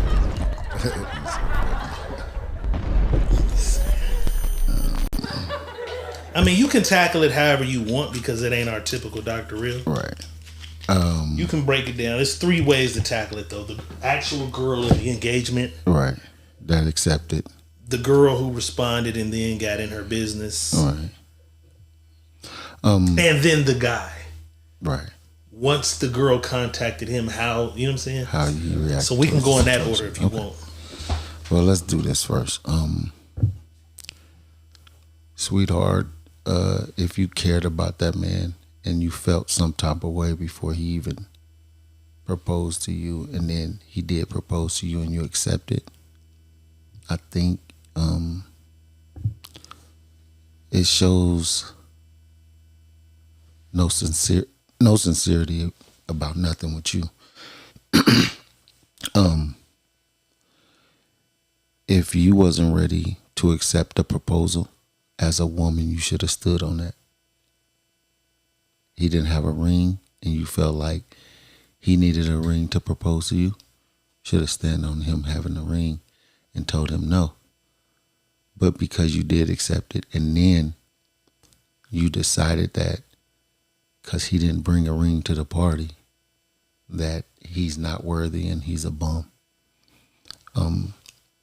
I think I think your priorities is fucked up, if you ask me. And I think it's a good thing that you're running away from him because he was going to make a bad choice fucking with you. Because you really wasn't there for him like you should be as a woman if you're worried about a ring. Some of these women marry men in jail and don't get shit. And they stay down. A ring shouldn't make the marriage what the marriage is. If you love him, I'm going to marry you because that's what I want to do. It's not because you gave me a big ring or a small ring or whatever, a ring, period. So I think you're doing the right thing for you. And you're doing She just did it at the wrong time? Yeah, you're doing the greatest thing for him, though. Mm. You're doing the greatest thing for him. He know what type of woman you are. But I want to put emphasis on something he said to her. He said the wedding ring is finna be crazy. Right. What's the engagement ring? And then that hit my mind. I'm new to regular nigga shit, boss. I am. So you got to get the engagement ring and the wedding ring, right? Mm-hmm. How much is the average engagement ring? About $3,000, $4,000, $5,000, something that. And so the wedding ring should be how much? Double that? Yeah. 10, 12, 15, 20,000. Something of that nature. So that fucked me up. So you got a $4,000 engagement ring. Yeah. An $8,000 wedding ring. That's $12,000 on just the rings alone. Well, some people spend some some people spend a lot more than that on engagement rings. I don't know. I ain't bought one, so I wouldn't know.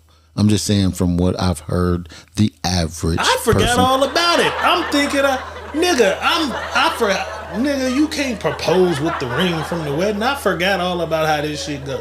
You gotta buy 2 rings, not one. But damn. See that? I think that's the craziest thing in the first place. It's too much tradition, and that's why I told you if I ever get married, it won't be tradition, because I'm gonna break tradition. We're gonna start our own thing, and we're gonna move that on down the road. You know what I mean? So when we present this way, the kids will understand that this is how it's being presented, so they can Ron see. Lee. We need to be in Ron Lee business. You know, because he the only our married nigga that. Right.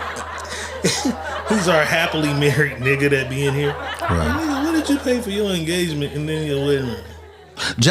JD, what? Oh my God, I don't know. You don't know. I don't know. We don't know. I don't know. I'm just saying that information has to be volunteered from anybody. Right. Because now I'm wondering. Now I'm really asking. Tomorrow we'll definitely make some posts and figure out on average. Heather said, "Oh, here's Heather. Heather, you married?" Heather said, "I got wholesale and I helped my baby daddy pick mine out for $500." Okay. I mean, it's always a price. But see, Heather, this is the thing, right? You said you would have felt disrespected had he proposed without a ring. But you had to help your baby daddy get yours for the $500, and y'all could have just kept that bread and married one another with love. You know what I'm saying? That $500 would have went a little further. How much does the ring make the marriage better or worse when you buy a ring? That's all I'm trying to figure out. But I'm saying, if she put $250 on the ring he gave her and then y'all not together no more, you lost $250. Well, you got the ring, I guess. I think that's my problem. My problem is... Okay, no. Trump said he got mine. I got mine with no money. What you use, credit? Oh, he's saying, okay, I get what you're saying. Yeah. He's saying, fuck all that. Fuck all that. Okay. I don't need no ring. Okay. And that's how it should be, though. No, Trump, I'm with you 1,000%. I'm all the way with you 1,000%. I don't think no woman should expect something of me telling you I want to spend the rest of my life with you.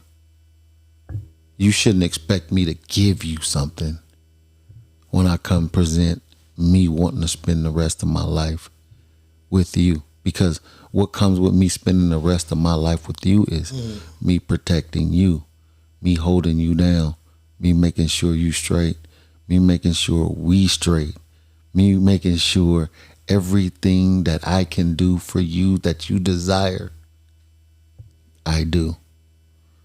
So why should I have to come to this party with a ring to tell you that and show you that? I don't get it. Okay, so now let's do second part of it. Second part of the thing is there's this young lady who's on social media every day, and she calls herself the queen of accountability, and so she kind of does get in everybody's goddamn business. She advocates, though, for women to move in a queen manner, is how she puts it. You know what I'm saying? Yeah. She didn't like this shit. She didn't like it. Like, bitch, why is you telling the group this? Like, you know what I'm saying? Because she's in there building, uplifting, trying to tell. And this is her opinion, because other women might feel like what they in here doing is right. But she feel like, bitch, we supposed to be in here trying to help one another do this. You in here telling bitches, don't marry a nigga who don't got a ring. So she goes to her page, finds the guy, and sends him all the screenshots of everything, right? Mm-hmm. Is she out of pocket, or did she do the man a favor?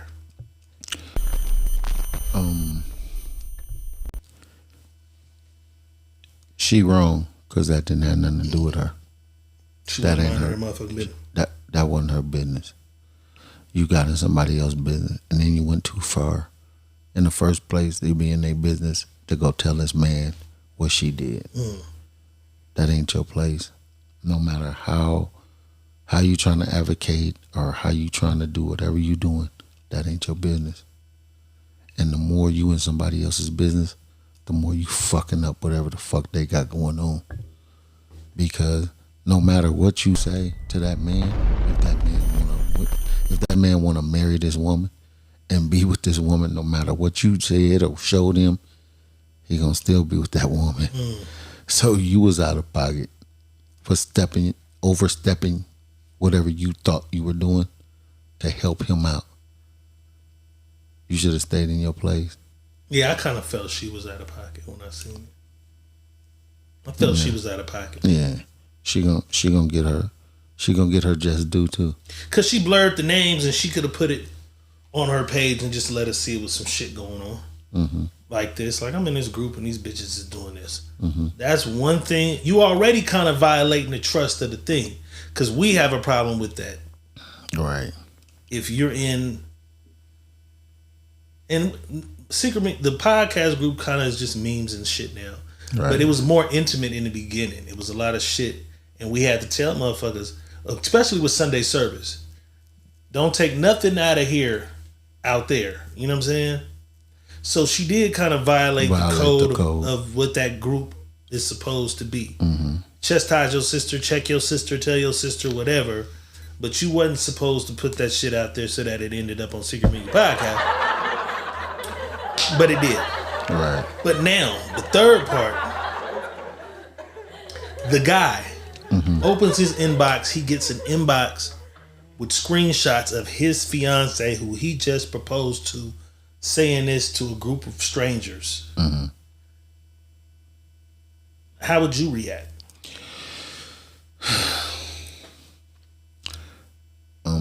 After I propose to her and I see something like that, I'm gonna have a long talk with my girl. I'm gonna kind of figure it and figure her out, see where her mindset is, because this post is telling me something that I might have thought was different, and it's not. No, and it's something different that I thought was there, and it's not.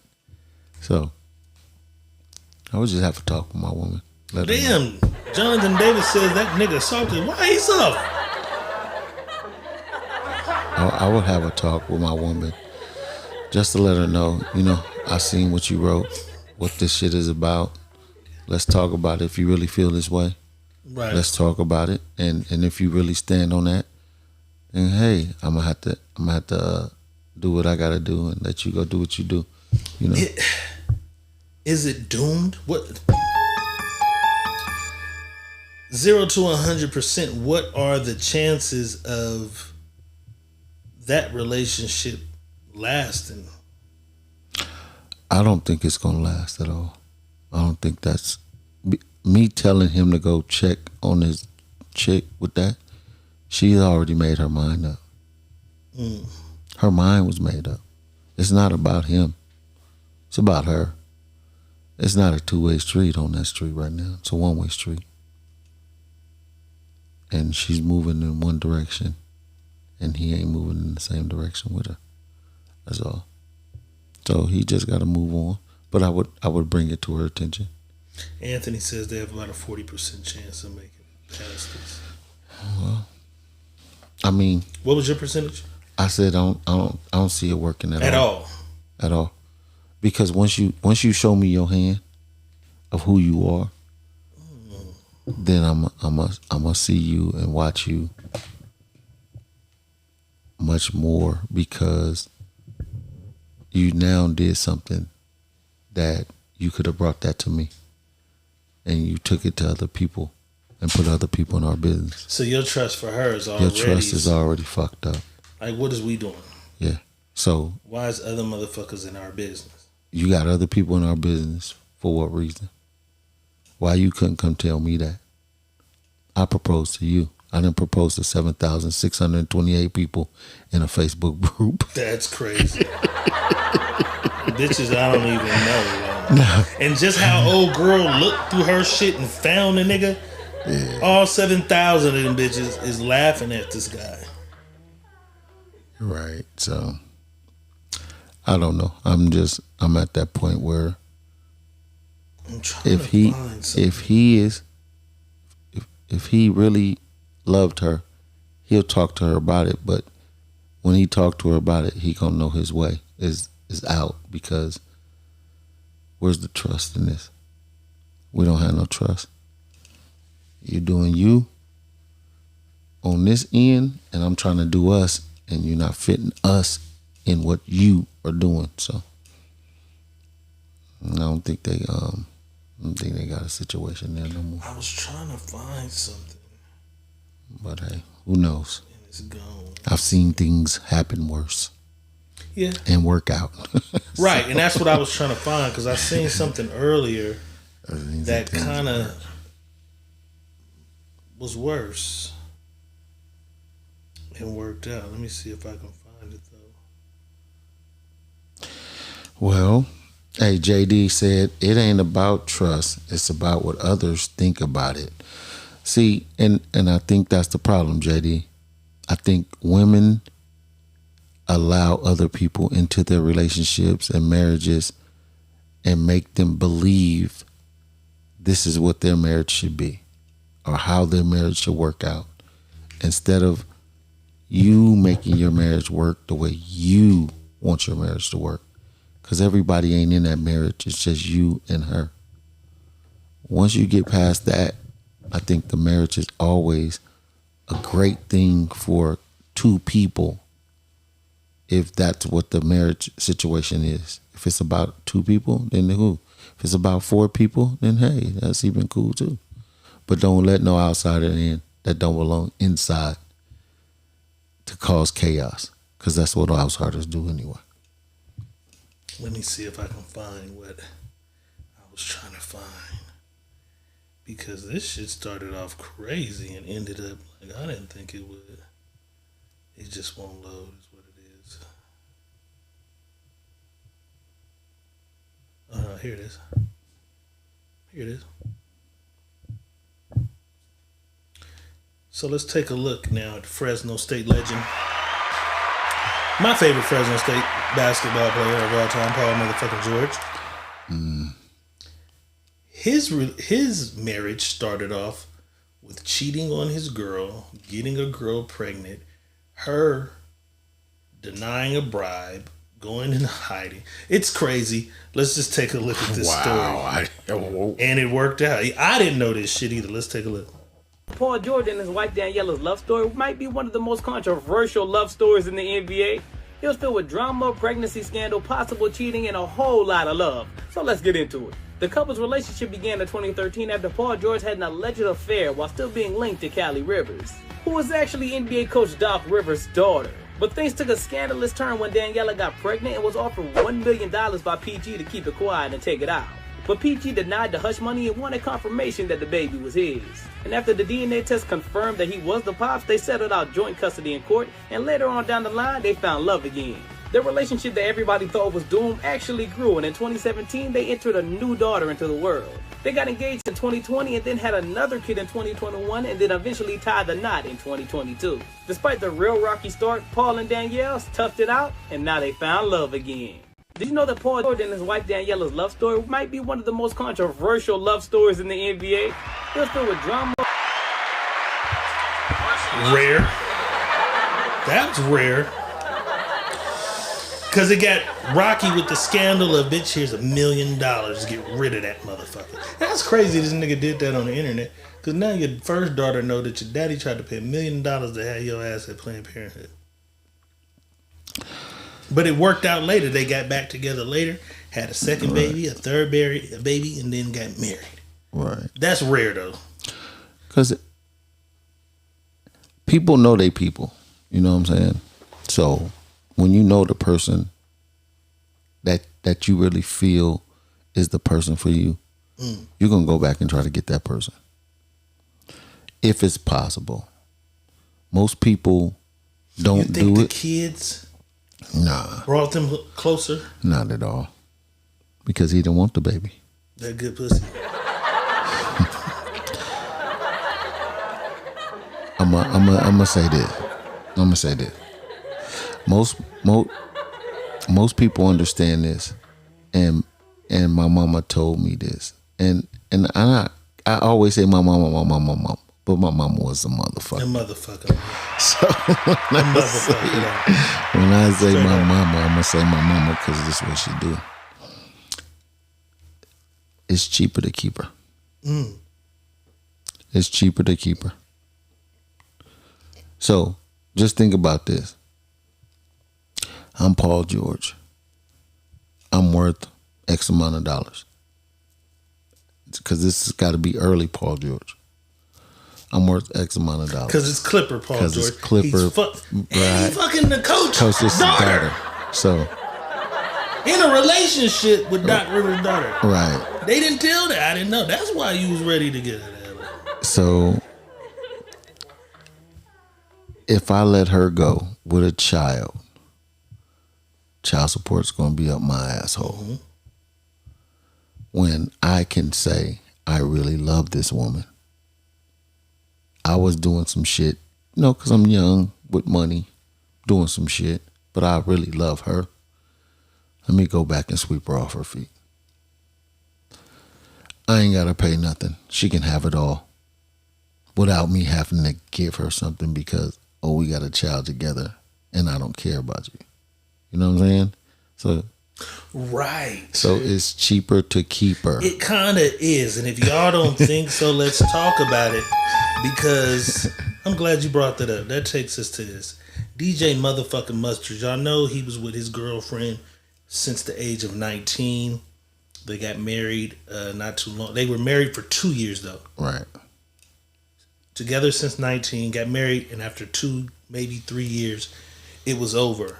Now, the divorce settlement says DJ Mustard gets to keep all the luxury cars, the homes, so that's plural houses, while she will get a one-time payment of $315,000 for spousal support, and then $24,500 a month. I don't think Paul George spends $24,000 a month on nothing. Just with the kids. Right. Like, we got the mortgage. I would have to live somewhere anyways, right? Right. Car notes. I would have to pay my car notes here anyways. Right. Mustard is paying $24,000 outside right. of everything he got to do. So you're right. It's cheaper. It's cheaper to keep her. That one-time payment of $315,000, that kind of seemed fair. I ain't gonna lie. It's always fair. But nah, because we've seen some, and I'd be like, what that bitch need that for, boss? But they have a longer history. They were together since 19. And then when they finally got married, they just got divorced last year. Right. So the history. So here's a $300,000 starter kit. Mm-hmm. I don't like the $24,000 a month. I think they got 2 kids. Yeah, $12,000 a month then. Yeah, I don't like the $24,000 a month. Yeah. The starter kit, okay, I mustard. Mm-hmm. Bitch, you left before Not Like Us money though. She left before the Not Like Us bag though. But because remember, she left him. Right, but she's still gonna get $24,000 a month out of that. $24,000 out of that Not Like Us bag. Not Like Us. She probably Not Like Us checks is probably way more than that. Crazy. Them Not Like Us checks is crazy. You got to think about that. That shit is going on for now. He gets 8 half months. The producer gets half of publishing.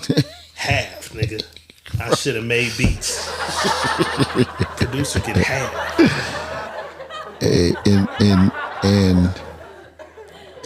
And not only that, is the way that shit is set up for him is like, I don't even give a fuck about $24,000 because I don't even see it missing. And she was mad because she's like, he's dating other women, and that was the whole thing. Cause we did a whole thing on Mustards for those of you who don't know about DJ Mustard, she left him. Right. She was done. She left him, and then he started to date again. And I was like, why you want this nigga to just because the women on the internet are like, hey, motherfucker. And she was like, he's having women around my kids. I'm young, I'm handsome, I'm a producer, I'm rich. I can't have a woman at my house on the days I got my kid. That's crazy. And you left me. You know what I'm saying? I could see if I left you, then you can try to play that. But you left me. Let me live my life. $24,000 a month. Somebody said pussy is great. Pussy will put a nigga in the struggle. Nigga. In the chokehold instantly, bro. Like you don't have no choice of playing in no pussy. You go to playing in some pussy, it'll cost you. It'll cost you. It's gonna cost you. $24,000 a month. Well, let's do some math. $48,000 a year. No, $480,000 a year. Is that what it is? 24 times let's 12. Break down what her job would be. So 24 times 12. Do it times 12. So but I'm saying, what 8 hour job? What would she make at 8 hours a day to make that? 24,000 a month. A month. Okay, so you take Friday and Saturday off, or divided by 30. We divided by 30 days. No, 6,000 a week. 20 days. She makes 6,000 a week. 5. She'll make 6,000 a week. 10, 20. Yeah, 20 days. So divided by 20 days. Why? Why would you divide it by 20 days? Because she's working. I'm saying 8 hours, 5 days a week. Yeah, like a regular job. But that's what I'm saying. Do $6,000 a week. And then we can break the $6,000 down. Because 6 times 4 is 24. Now we break the $6,000 down. We take 6,000 divided by 8.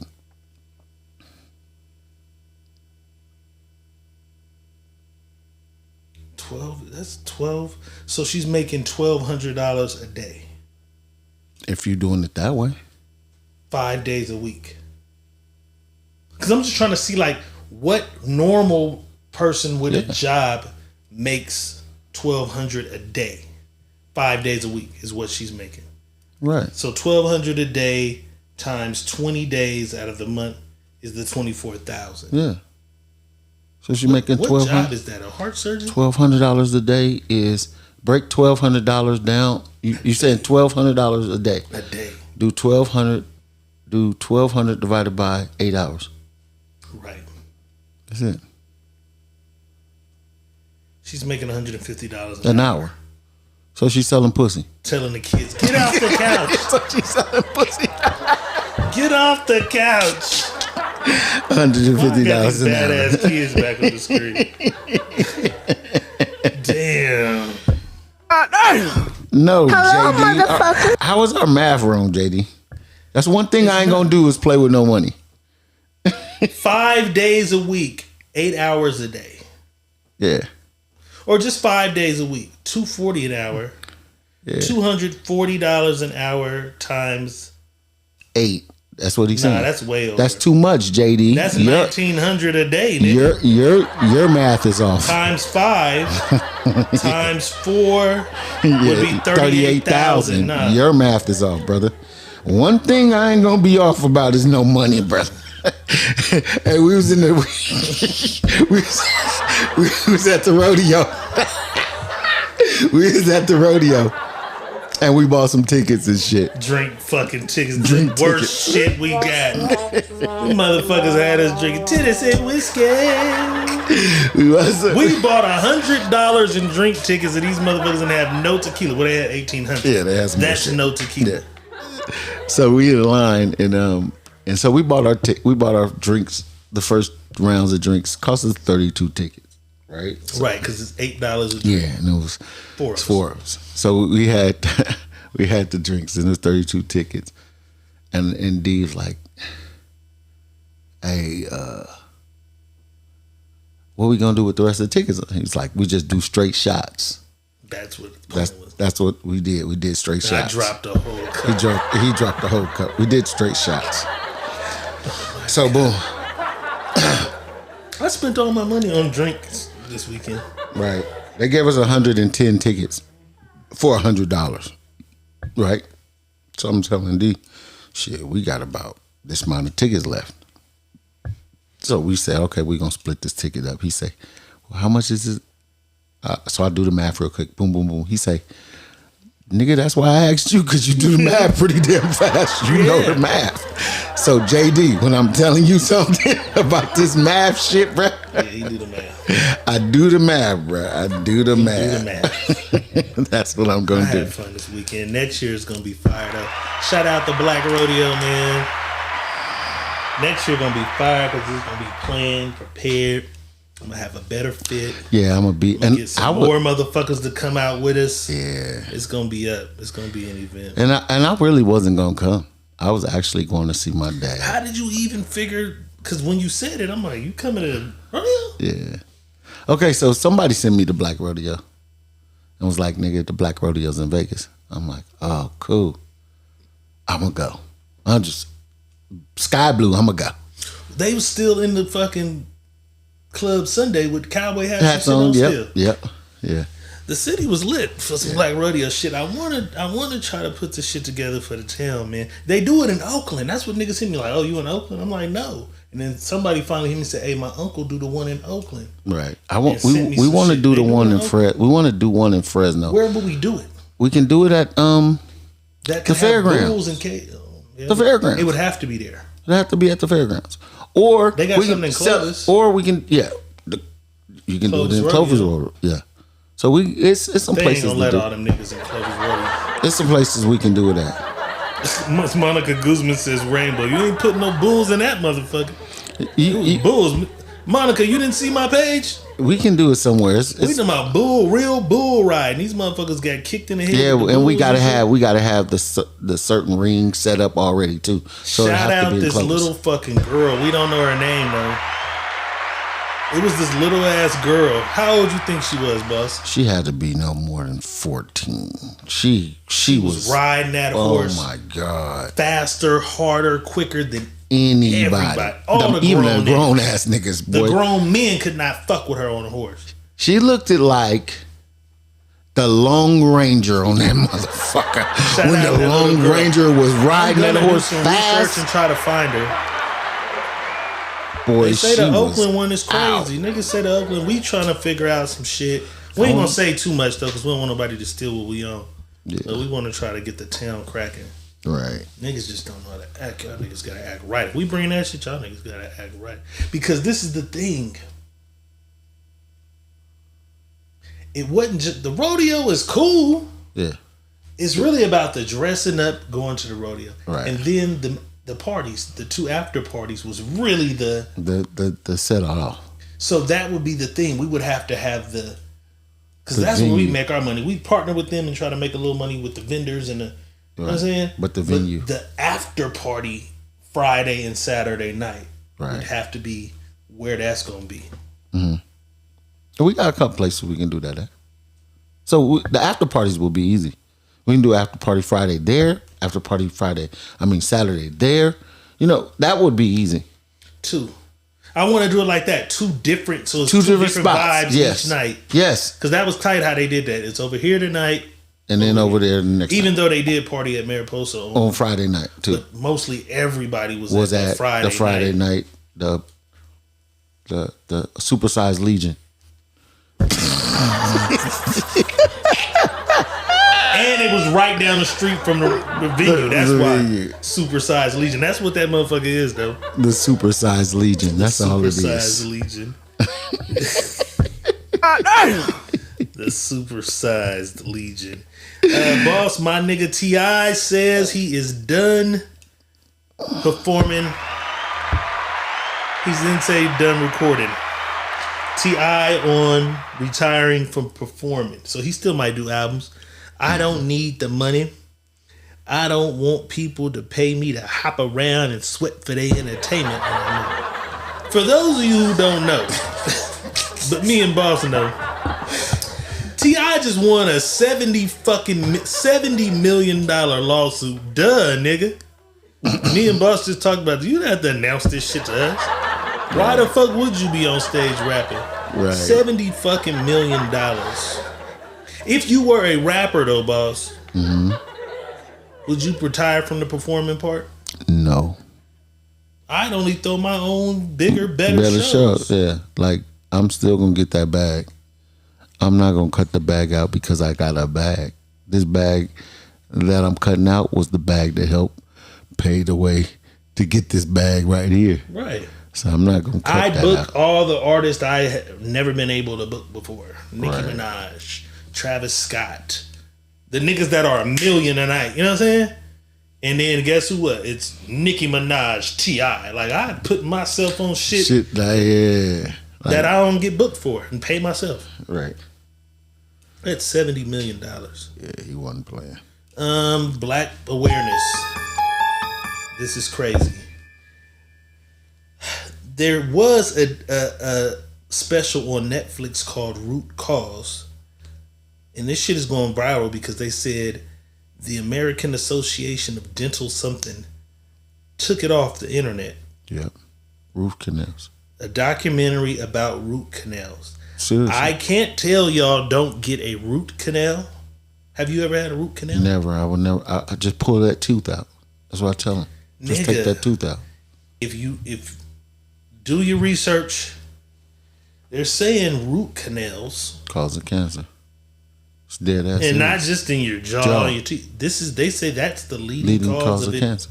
Getting in your All body. the cancers. They say because when you that Drill shit in your mouth. that decaying poisonous shit that's in your shit spreads all over your body. I've never heard of this, but this is something y'all should be aware of.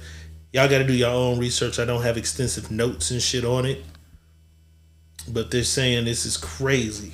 But it's not because of the poison from the thing, because that's why I tell people, just have the tooth removed. Because that's what the main dentist on the thing was saying. He was like, there's 1,000 other procedures you can do. Yeah. But when they do the root canal, it goes into that nerve and because does they're drilling into your spread. Yeah. Because they're drilling into that motherfucker to put that shit on there. But you don't do that. Take that tooth out. Wherever it's at, take it out. You don't want poison to enter into your gums. See, a lot of people don't know that when you guys get root canals, I mean, when you guys have rotten tooths or cracked tooths and things of that nature, that them pains that's not in your mouth but in your body is from your tooth. Them headaches that you get From tooth. it's from that tooth. Pull that tooth out. Get my shit checked out because I don't get toothaches. I don't have toothaches or pain, right? But every now and then when I'm eating, I bite and I hit something. And it hurts. Nigga. Every now and then. It's not every day. Like once every 2 weeks, I bite some shit and it's on this side. Nigga had to stand up the other day like, God damn, what? And it hurt for the rest of that day. Yeah, they try to give me a root canal. I told them, hey. Until further notice, pull that shit up on out the of root there. canals. I'm like, You know pull what I'm that saying? shit out of there. All my people. Until we figure out if this shit true, be cool on the root canals. You know what I'm saying? Miss Monica says she's had 2 of them. Miss Monica Guzman says she's had 2 root canals. This is what it was called. It was on Netflix. They took it off of Netflix. So that's what the controversy is about. So go on YouTube and type in root cause. That's crazy how they got the skeletons at all the teeth and shit. Go look up root cause and see if someone has a bootleg version on YouTube. But Google it, look into it, and see what, you know what I'm saying, you might can discover about it. I saw it, I just said I had to make the people aware of this because that sounds crazy because that's a common thing For people. to get, Monica. You're not the only one. No, not at all. Not at all. That's why I don't play with my teeth. Anthony, for sure, I'm gonna get that check. I I'm gonna don't. get a check. I don't I just play be busy. with the teeth, man. Straight up. I'm gonna get a check though. When This shit just started too. When I was young, I had to get my whole top and bottom gum split open, cleaned out. I had the worst fucking gum disease from my mom. Okay. So Heather says this is real. The root is connected to your nerve system. Yeah. But if an infection is on the tooth and blood vessels run back into your heart, and okay, so it's some way to because I can't explain it. The doctor is if you just type that in on Instagram, the video pops up and you'll see the doctor talking about it. You know what I'm saying? Mm-hmm. Root cause. You know what I'm saying? Yeah. You'll see the doctor talking about that shit. And they'll sew that motherfucker up so you don't have no that nerve, that root. You don't, that nerve ain't getting hit. I'm telling you, I did it. Right. All right, boss. I need you to turn your sound up for this one. This lady says she was in a restaurant and this guy cussed his wife out for talking to the black folks. I'm not too sure because I don't. Let's see if we hear anything racist. But he was checking the shit out. This is an old school checking, I reckon. He mad about something. The lady says it was because she engaged in conversation with black people. It could be, for benefit of the doubt, she was talking to them about some shit. I don't know. But whatever she did, she pissed this hillbilly the fuck off. Let's take a look.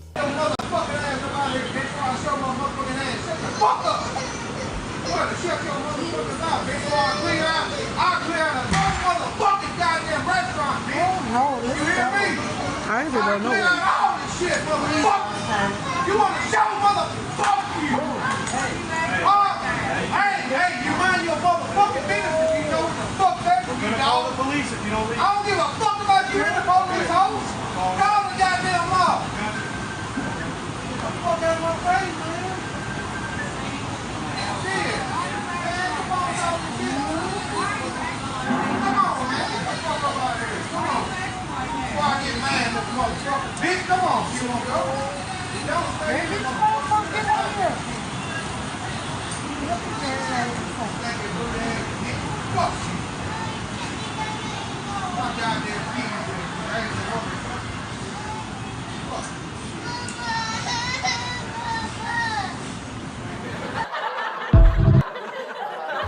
The Secret Me Podcast does not in any form or fashion condone domestic violence of any goddamn type.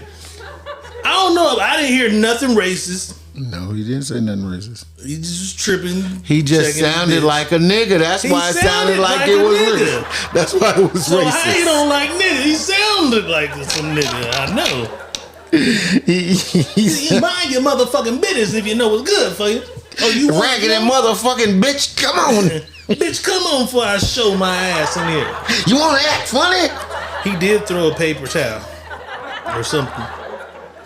He said, you're going to have to come down before I call the law. Call the motherfucker. We do not condone call the law. Domestic violence. I'm like, God damn, what that? I want to see what happened 3 minutes before that. What did she say to who she said it to? They just said it because they were black. I technically can't believe that yet. And I know some people will disagree and say That motherfucker sounds. Women are endangered, Diego. You never trust. He in trouble though. He didn't. Yeah, he in trouble. He in trouble. But he didn't sound like it was because if you get that mad, you would have continued on some racist shit. You know what I'm saying? The fuck you looking at you black? You know what I'm saying? He didn't do that. He was on her. Mm-hmm. I think they just put that caption on there. He in trouble. The Me Too movement got him in trouble. She went home. She did. You think she went home? She did. She went home, but the Me Too movement got him in trouble. Everybody else around him got him in trouble. Somebody posted his address, his name. He probably lost his job by now. Come on, you know what I'm talking about then. That's crazy. This fucked me up because I hate when I like a motherfucker boss and then they make me not like their ass no more. Cause I fuck with Martha Stewart. Martha went to the pen and did not tell on the motherfuckers that she had to go to the pen behind due to the insider trading and shit, right? But Martha Stewart got on the goddamn internet and told women, if you are with a man and he cheats on you, he's a piece of shit, lead a relationship. And then the bitch revealed something about Martha Stewart that she forgot we all knew. Let's take a look. Women, listen to my advice. If you're married and your husband starts to cheat on you, he's a piece of shit. Get out of that marriage. Didn't you have an affair early on? Yeah, but I don't think Andy ever knew about that. Women, listen to my advice. If you're married and your husband starts to cheat on you, he's a piece of shit. Get out of that marriage. Didn't you have... Oh, because Andy didn't know. That's crazy. That's the delusion of women, though. That's the delusion of women. Yeah, I can do it as long as he didn't know. It didn't matter. But if a man But cheat if on you, I cheat and you catch me, I'm a piece of shit. But Yeah. Andy stayed and worked it out with you. Martha, you full of shit. Yeah. God damn it, Martha. Told you, you can't never, when you deal with a woman and when you deal with women or a group of women, I can't categorize this for all women. Oh, yeah. This is not for all of you. Not all. But women are not acceptable for their bullshit when they do something. It's always something for them on the counterpart of why they did it. Or, well, I didn't get caught doing it. Or this ain't, like, some shit is just for y'all. And you have to accept that it's just for you. It's not, but vice versa.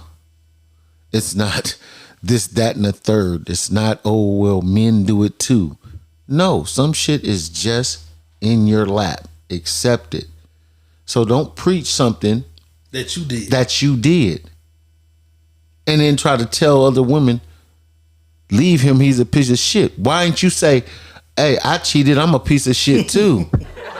Piece of shit, Martha. But you did a transformation to put it on men. If a man cheats on you, he's a piece of shit. Leave that marriage. Leave that marriage is what she said. Right, but you didn't say, women, if you cheat, you're a piece of shit and your man should leave you too. It was just as easy to That's do. how easy it was to do. But you don't get that vice versa shit with women. You get it only when it's come with men. If a man tells a woman, hey, women, this, that, and the third, this, that, and the third, women will come back and say, vice versa. It's always a vice versa with men. I don't get that. Let's talk about it. I'm glad you brought that up. This brings something to my mind.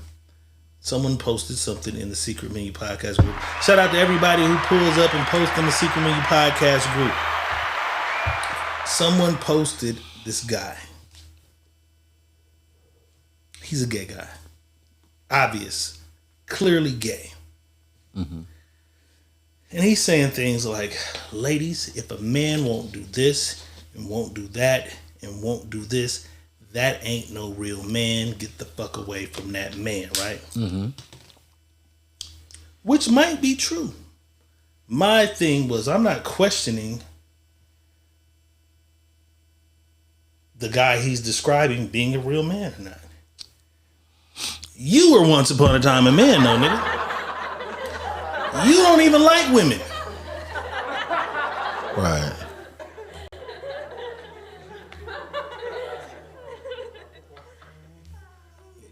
You'd fuck her boyfriend. If you met him at a bar, you know what I'm saying? So my whole thing was, I can't accept women taking advice on the way men should be from a gay guy. Right. That's like me watching a video with a stud in a do-rag and her titties pulled back in the sports bra saying, a real woman gonna do this, a real woman gonna do that. Fellas, if that bitch ain't got your dinner ready, if she ain't this and she ain't that, she ain't no real woman. Cause you're a woman and you ain't trying to be what you're not trying to be the real woman you're telling real women to be. So that was my only thing. Can a guy who don't even like women tell women what a real man is supposed to do? No. Because he's not in the role of a real man. So no way possible could he tell a woman what real men doing when he's not the real man at all to be even talking about. It's just like women telling men, you got to be a man and do this. How do you know you're not a man? You're never going to be a man. Right. You'd have to say, as a woman, I expect something. As a woman, this is what I see in a man for me that does this, this, and this. You can never say a man does X, Y, and Z. You're not a man. So how could you tell me what a man do? And all men ain't the same in the first place. And that fucked me up. Cause I'm like, so this is the first nigga? of all, if you listening to a homosexual man tell you about a heterosexual man, you're fucking lost already. Because that doesn't fit. Because he doesn't even like what I like. He doesn't even do what I do. He does totally opposite of what I do.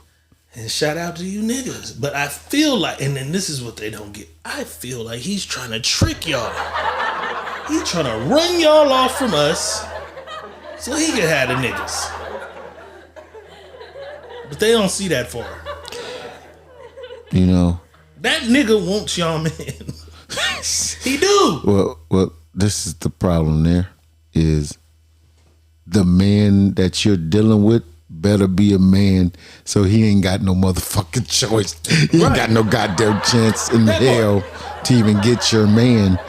But he can't be giving you advice about what a man is when he's looking for a man himself. But that part, because it goes a step deeper. Here's the other thing. You share this video of this guy who likes guys telling you what the guys you should be like, which means these are the type of guys that he likes. Bingo. That fucks me up because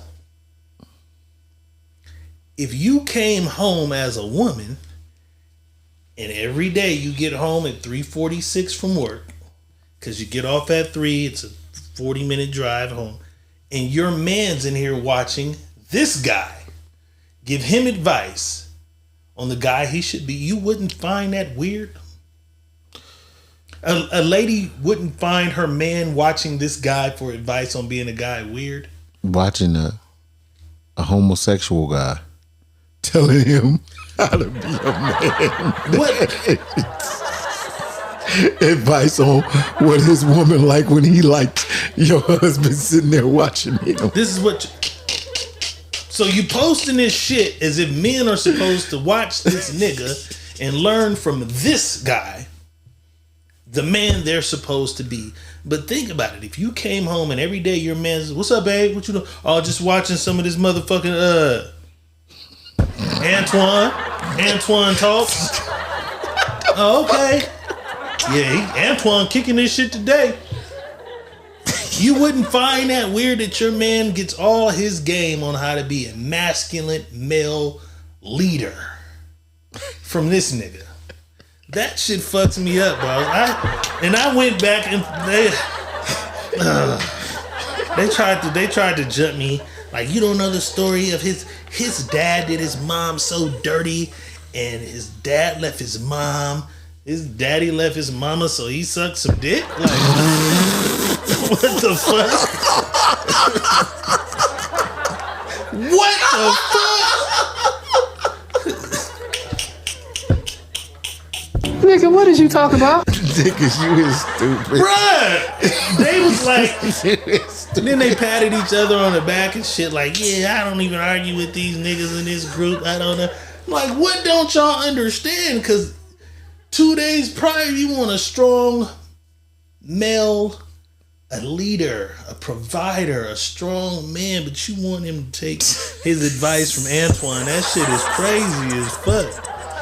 Shout out to all the niggas named Antoine. I know y'all out there like that, but I just that is great. Look, I had to speak on it. That shit fucked me up in real life, boss. I'm like, what the fuck is this? It ain't the messenger, it's the message. No! It's the messenger sometimes, though. That's crazy. This nigga that's crazy, bro. Yeah. That's crazy. All right, before we get out of here, man, shout out to Corporate. He's the nigga from Chicago who does all the Chicago Be Like videos. You seen him before? You'll probably know him when you see him. He does all these videos about Chicago, how you go date a girl, it's niggas on the porch and all. He's a funny guy, up and coming comedian. He says he was contacted by some people from the Wildin' Out tour coming to Chicago. Hey, post the video. We're gonna get you on stage to be a part of the show. And then said he was played. They didn't fuck with him. Let's do some who's wrong, who's right. Let's take a look. Whole time, I just wanted to take a little moment right quick to make a video for the people that support me the most, that was expecting me to hit the stage for the Wildin' Out tour, Chicago stop tonight, you feel me?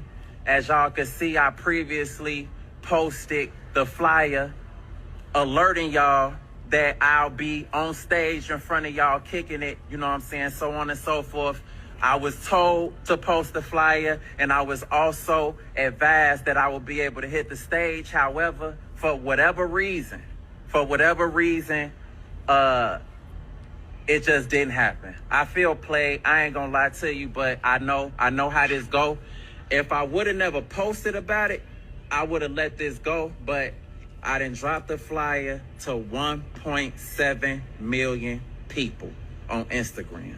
And there's people out there that actually genuinely support me and want to see me win and was looking for me to hit the stage. However, that did not occur as I was told, as I was advised, especially after promoting the event. So I just wanted to post a video explaining to y'all that I showed up. I was trying to show y'all that this brand has went to another level and bring home a W for Chicago. But somebody blocked on it. This whole time, I just wanted to take a little moment right. Not as deep as Lil Wayne in Louisiana, because Lil Wayne had nobody contact him and tell him he had a chance. But this nigga said someone hit him and said, hey, promote the shit. We're going to have you here as a guest. You're going to do your thing. Does he have every right to be upset? His hometown, you're in the city. Of course he has every right to be upset. Okay. Yeah. Don't call me. Don't hit me up. Boss, we in your town, boss. Put the flyer up, boss. I want you to come on out there. Bring your cars. It's the car show. We got your cars right in the front. And then you get there, your shit ain't at the gate for you to bring your cars in. Well, the show would be over. It would be over. That wouldn't even happen. The show would be over. You get to the gate. Yeah, hey, man, money boss. And +3, I need my... There's no money boss on this. Okay. Well, we ain't... Nigga had you promoting for 2 weeks. We ain't moving. As a matter of fact, I'm going to make some more phone calls. That's crazy. I'm going to show you how this show going to go. So y'all get ready to call the police. He kept it peaceful though and didn't trip. And he did a great deal. 1.7 million followers just watched. You So explain let's to take them. 1.7 ain't all in Chicago. No. If we took 100,000 of those, That's a lot Chicago, of motherfucking he's people. from Chicago, Yeah. so his fan base probably was 300,000 before yeah. Let's just in say Chicago. that. Yeah. And he does have a fan base who said, because we often ask, like, would they really have went and said, oh, that nigga ain't there tonight, I ain't going. I think it's really some people who said, oh, that nigga gonna be here tonight, I'm popping out. Right. His followers are his followers. And they, like you said, they genuinely support him. So whoever did this, and this is to the Wild 'N Out staff or Nick Cannon. Or wait, because let me say this. Nick be there though. No, let me say this. To the promoter that probably is promoting that told him that. And gave his passes away to them bitches. You foul, my nigga. Out of pocket. You not right. You knew what you was doing. You was using that man. See, this is what I tell people. Use me, don't misuse me. I'm here to be used. I'm not here to be misused. And you misused this young man for no reason. When you could have kept it peasy with him. That was fucked up. And just told him, hey, I got some tickets for you. Post this on the thing for me because I know you got a lot of followers. You sell me and I'm going to get you on stage. Right. Don't sell me no motherfucking hope and a dream. And you know, ain't no hope or no dream in that. Because that's big exposure for him. A kid that's coming up doing this thing. And right. I can take my little clips I got from here and I was featured on. You know what I'm saying? Right. That sucks. You know what I'm saying? Hopefully Nick Cannon didn't know nothing about it.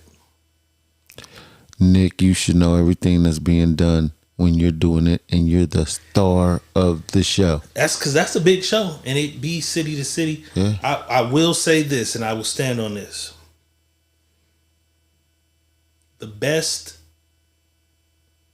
show I've ever been to, and I've been to a lot of comedy shows from Cat Williams.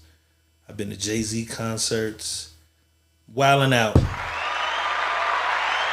Wild 'N Out is the best show I've ever been to because it's not like the TV show. They have a concert, performers. They do the games from the Wild 'N Out show and then they mix it with audience interaction and comedy. It's a fire ass thing to be at. It's fire. He definitely would have fit what they do. So I'm not gonna knock the Wild 'N Out shit because that is the best show I've ever been to. I think Cat Williams and The Game were there the night I went. I went here in Vegas, but it's the best fucking show I've ever been to because it mixes so much shit, and then the crowd interaction. Shout out, what's my nigga name? Baby Chris Rock, DC Young Fly. He make the shit so crazy. Chico Bean. They make it crazy. It's a fire ass show. I hope it's just a misunderstanding because that is a fire ass show. So I wouldn't even tell niggas don't go to that shit, don't support it. I hope it's a misunderstanding because if you have the opportunity to go to Wild 'N Out, it's a fire ass show. Go. It's some good at. Don't sit too close to the front though, 'cause they gonna cook your ass. Oh shit, we got somebody from Indonesia. Shout out Lisa Aslami. All the way from Indonesia, man. Love. It's love. It's love. It's love. Money making. Motivation. Mondays, the Secret Menu Podcast. Diego Red, Money Boss. Since we got somebody here from Indonesia, let's take it out the country real quick before we get out of here. Chris Brown is trying to get away from all this weird bullshit that's going on, and he can't seem to escape it. He just sold out his tour in South Africa in like 20 minutes. Every city, every venue, he sold it out, and here come the people. There's a group. His South Africa concert sparks controversy. A petition to ban him gains over 28,000 signatures. Remember I said it's always those little groups that do shit. The group is called Women for Change calls on concert organizers big concerts, promoters, and the South African government to reconsider the decision to allow Chris Brown to perform in Johannesburg. So they're targeting Johannesburg. He has other dates out there. He's from fuck Africa up in the hole. But the show in Johannesburg is on 14th of December. His concert is scheduled just days after the global commemoration of the 16 days of activism against gender-based violence. That has nothing to do with Chris Brown. If you don't know what gender-based violence is, that's hate crime. That's gay assault, lesbian assault. That's gender violence based on that. That's what that's about. That has nothing to do with Chris Brown. Although he has a history of what he has, they found a way to intertwine his shit with that. Chris Brown got on Instagram and he responded, "I'm stepping on shit." That was his response. "I'm stepping on shit." And he posted his advertisement for South Africa. That's mean. Fuck y'all. I'm stepping on shit. That ski mask, what they call it, that all the flags of Africa, I think is what it is. Right? No, but what do they call him? What's the boy name? Pooh Shiesty. This Shiesty got all the Africa on it. He mean for that. He said, "I'm stepping on shit." They don't give a fuck about these bitches called Women for Change. They don't give a fuck about y'all. You know what I'm saying? That's crazy. Are people nitpicking right now at any little thing they can find to attach to what's happening in the world of Diddy? No. This don't even have anything to do with Diddy, bro. But does it subconsciously just make everybody start to do that? No, this is what I tried to tell y'all what this shit is. What is it? It's these new kids listening to old songs, and now they driving back and digging in all the artists' songs, life, and things that they did, and now they're pulling all that back. Like, he did this. Oh, he does this to women too, and he does that, and he does that, and Mary J. Blige did that to him, and MC Light's song said, "I like him young," and MC Light was nasty. You feel me? Because we didn't care about that. Them lyrics was lyrics, and the age technically was cool at that time. Yeah, the age bracket really didn't fit what it fits in the world today. Because today we have human trafficking, and that's a big thing. That's really huge. When they put that in play, that's really huge on people. And so now that these new, what are they? Gen Y, X, Z, W, whatever they are. X. They're digging into old shit. It's not, if you look at the people that's doing it, it ain't people from that era. It's the people from this new era that's digging up old skeletons. Money dust. Yeah, digging up these old skeletons to whoop the old skeleton from doing what they did. Or believing that they did that and it was wrong for them to do that. Or that song was wrong, take it off of there. Like that's what's going on.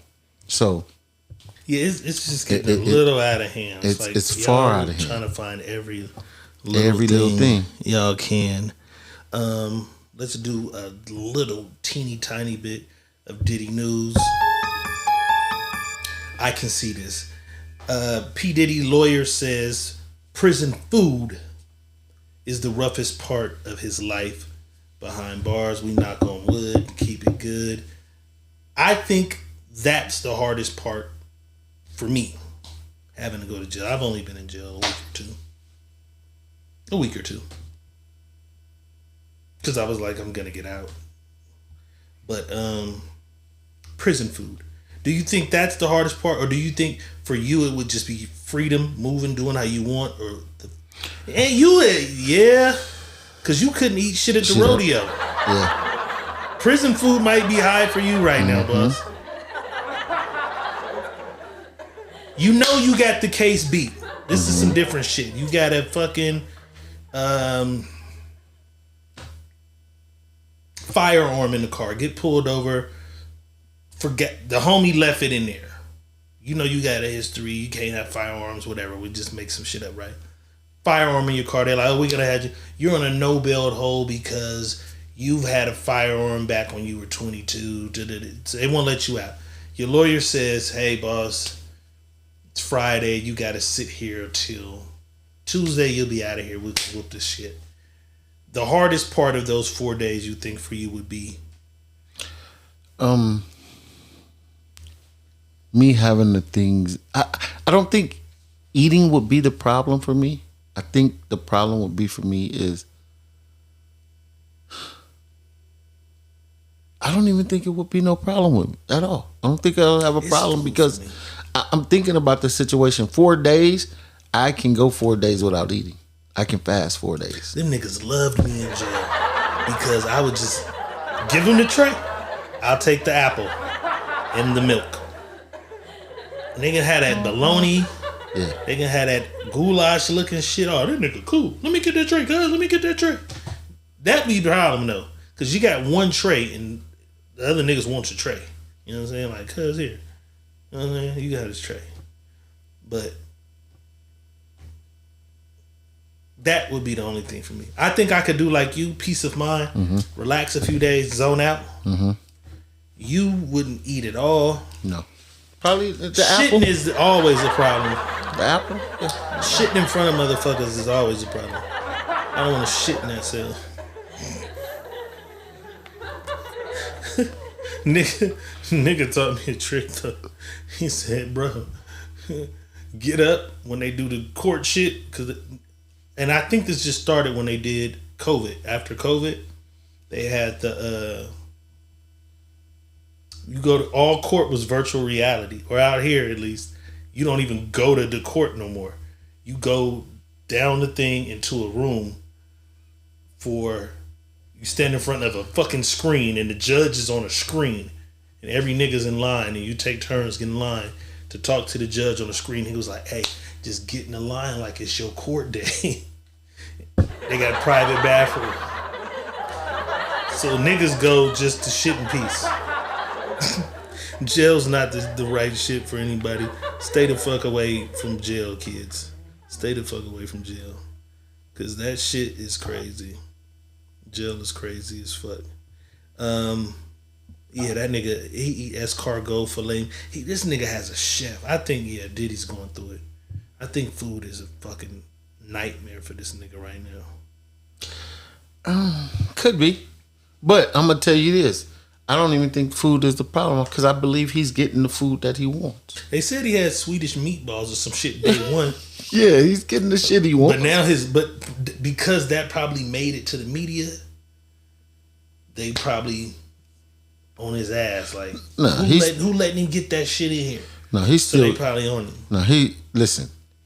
I can bet you. Lawyer put that out there to make it seem like he ain't got it. Yeah, I can bet you anything. He's getting the creme de la creme. I watch niggas that I grew up with in the penitentiary, and they're having shit that I'm like, how did they get that in there? Hey, huh? We was in Mariposa. Boss said they pouring that Diddy juice. They was. I didn't know niggas still drank Ciroc. Boss seen him. And shout out to the DJ. The DJ did a power Bad Boys set into R. Kelly set. That was fire. Mm-hmm. I ain't mad. The DJ did a power Bad Boy into. Yeah, I just believe Diddy is. If the niggas that I know that ain't got a quarter of what Diddy got, eating good. They eating, I'm talking about amazing. The nigga be like, this doing my time, this how I'm eating. And got plates and shit. Young Thug got perks in there. That nigga got what the? Diddy's 3-course meals, spaghetti, fettuccine, and veal. He got all that. He got all that shit in there. He ain't in that motherfucker. All right, speaking of Diddy, let's take a quick look. His mother showed up to the preliminary hearing a few days ago to only be met by protesters who had some not so pleasing things to say to her, which is kind of fucked up. Let's take a look. Janet. Son is a predator. Janice, how are you feeling? Do an interview with me and learn. Your son is a predator.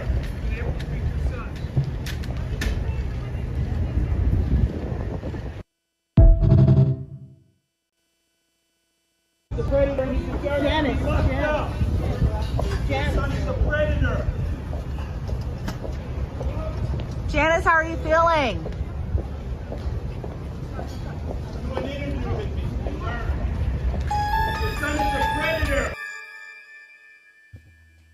That's crazy. Yeah. Yeah, and that's fucked up. TMZ reporters and shit outside. Yeah. But this is what makes me mad about everything, right? That them people stand out there and call that man, that woman's son, a predator. And he hasn't been convicted of nothing. Innocent until proven guilty. He hasn't been convicted of nothing. They were not at any of the parties. They didn't see anything. Didn't see shit. And this is what I say about us. We run with any and everything that's being said. Because I had a talk with somebody and she was like, we're talking about some shit for no reason because all these people that's being mentioned, they haven't came out and said shit. Nothing. We bringing up Justin Bieber. Justin Bieber ain't came out and said they're taking nothing. Clips and shit of You're shit clipping, and making you think this is what happened. And it's like, why didn't you guys take this clip and do this clip before this? Right. So y'all trying to make the math be math for you guys. And this is what I tell you guys about this game. If you don't know how to play the game, you don't understand the game. And most of y'all don't have a piece on the fucking board yet. So you don't understand what's going on.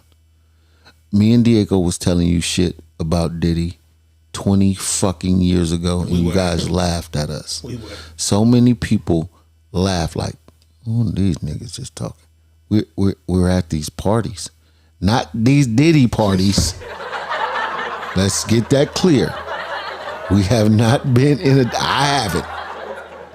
I don't know. Do you been in a Diddy party? I think I did go to a Diddy party years ago, but not the Diddy party. Right. Like Bow Wow said. Bow Wow in his interview was like, nigga, every nigga, because they put that list out. Right. And that list had all these names of people.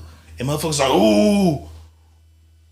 Right. Justin Timberlake was there. Right. Angie Stone was D'Angelo was there. Yeah. Kevin Durant was there. Drake, LeBron was there. Right. That's just a list of the motherfuckers.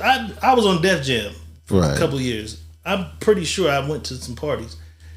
That's not the party they say happens through the back door, right? Right. So that's what I'm saying. So I fucked some niggas up though. I fucked some niggas up good the other day because they went in on Hove, and you know how I feel about Hove. Mm-hmm. They say, yeah, Jay next. Hove gotta know. Because if Diddy did this, Hove had to know.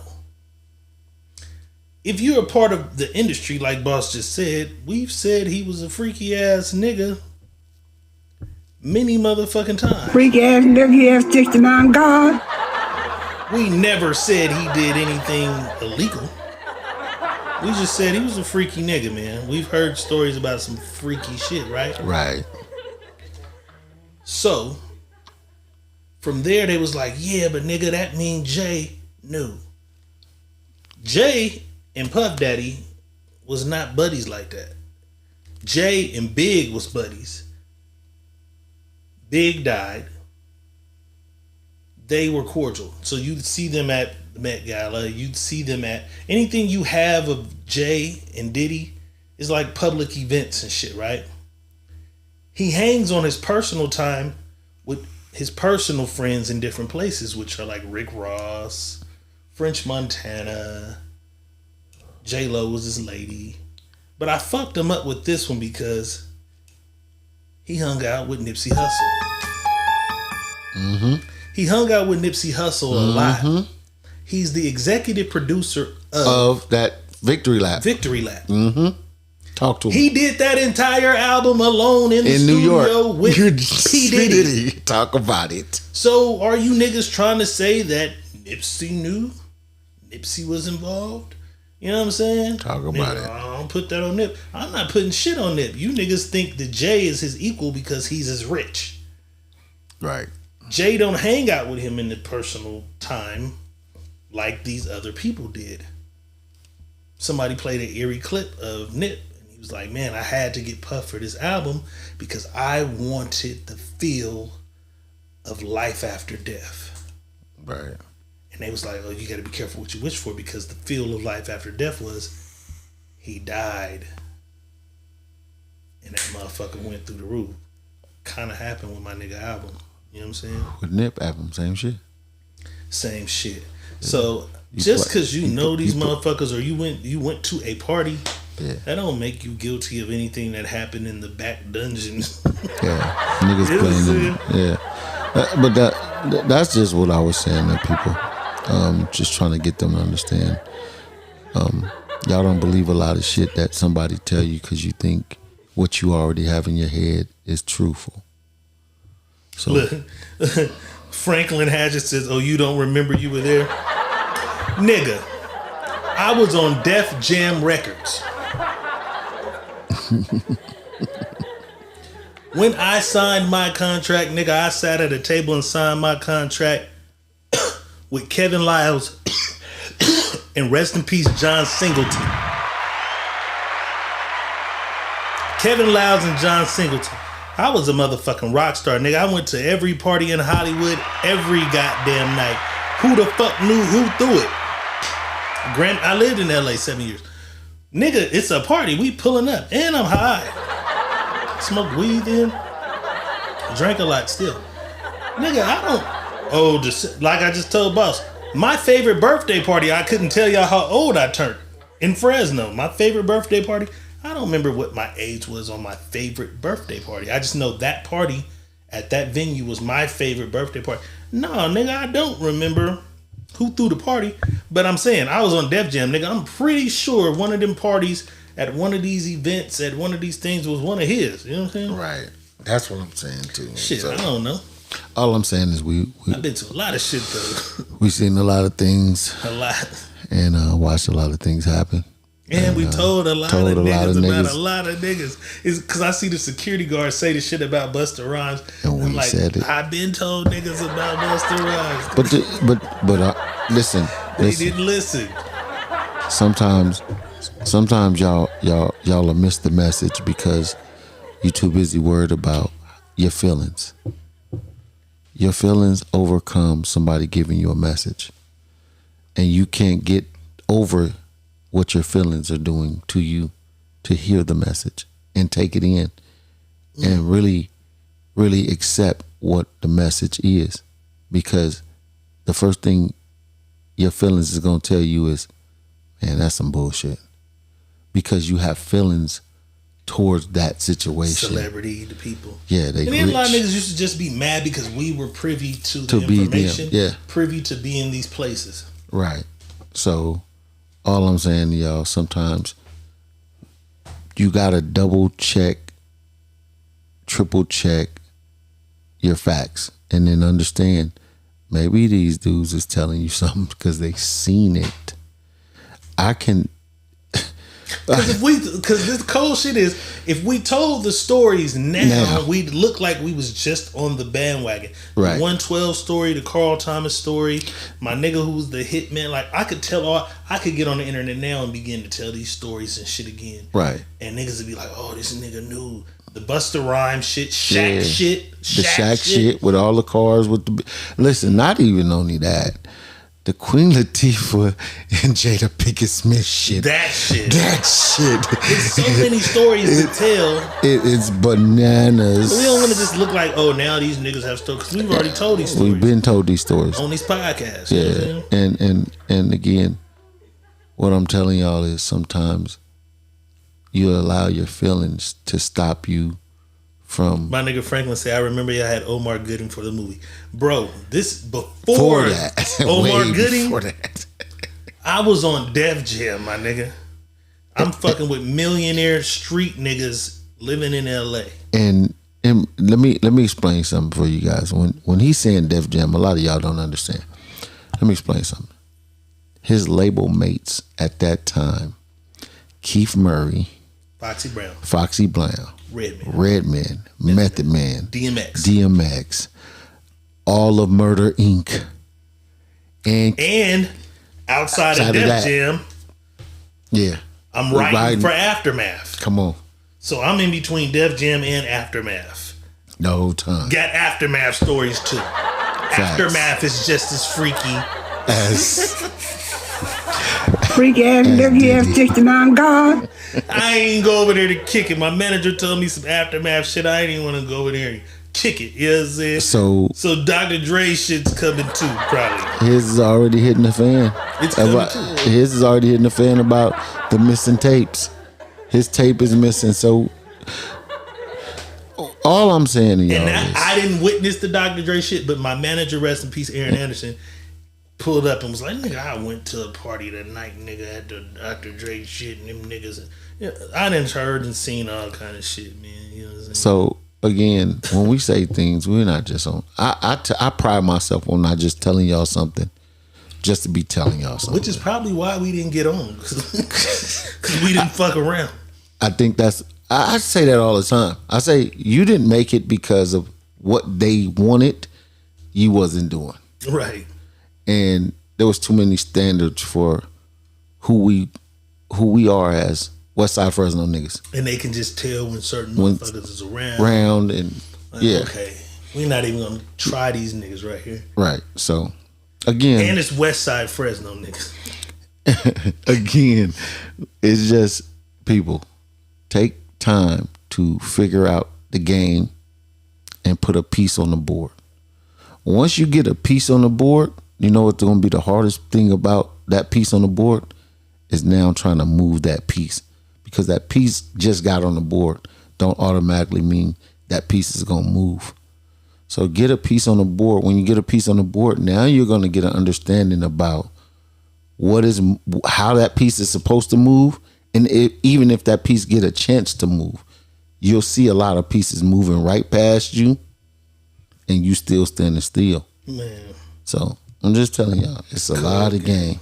Money making, motivation, Mondays, Sick of Me podcast, Diego Red, Money Boss, we in the house. This shit is so motherfucking crazy. It just brings back so many memories. Too many. Nigga would tell the homie to find the bitches, and then everybody would catch the train. I had that Camaro. That was crazy. So we're taking 3 people at a time from the train station back to the spot. Till it's 12 motherfuckers at the house. Niggas had a great career. Great fun, you know what I'm saying? But that's why we didn't get on. Because they was like, we're not fucking with these ghetto motherfuckers. You know what I'm saying? But boss, it's Money Making Motivation Monday. Give us some game to get us out of here, you know what I'm saying?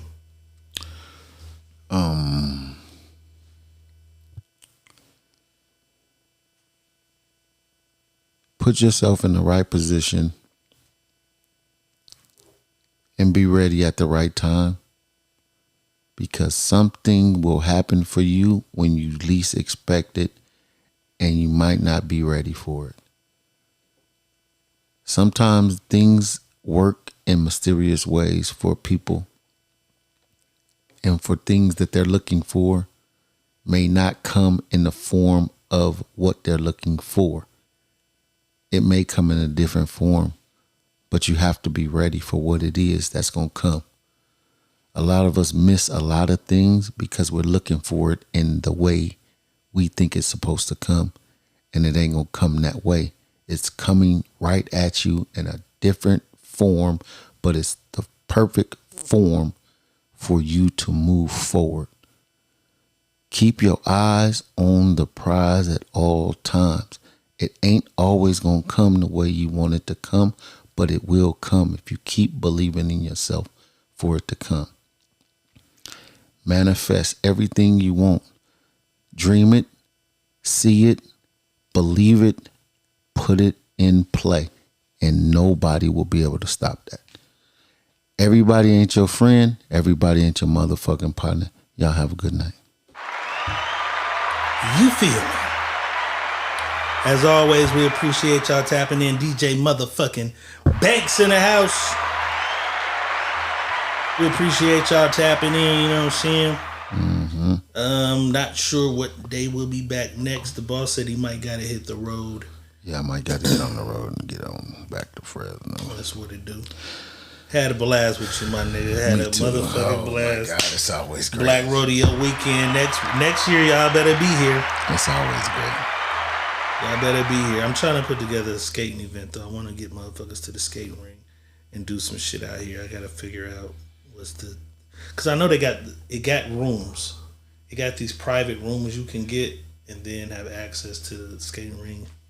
I want to try to. Lauren Jackson, what's up? Hope all is well with you. All the praises to you and the family. Keep y'all head up, man. I know y'all going through a tough time still. We love you, Dirty. Love you for sure. Miss you, my nigga. Want to try to put together a skating event out here. But keep in mind, next year, October, y'all got a year. Get your cowboy boots, get your hats and shit together, and bug me. Be like, hey, when that Black Rodeo. Black Rodeo Weekend is my thing. I'm a little older. I don't care about Memorial Day like everybody do. I don't care about the 4th of July like everybody do. As far as Vegas partying, 4th of July I can do at the crib. We did that shit at the park this year. Fire. It got a fire. You got to fuck with 4th of July though. We got a fire ass park. That's why I said fire ass park. That's why I got to get my car here so we can pull up. Fire with some shit to do. Yeah. But as far as being out in the city, Black Rodeo Weekend is my thing because it's an older crowd. We doing the dress up with the cowboy boots and shit. You know what I'm saying? Yeah, it was lit. Boss had it down like he been to some rodeos before. You had it down. It was lit. You know what I'm saying?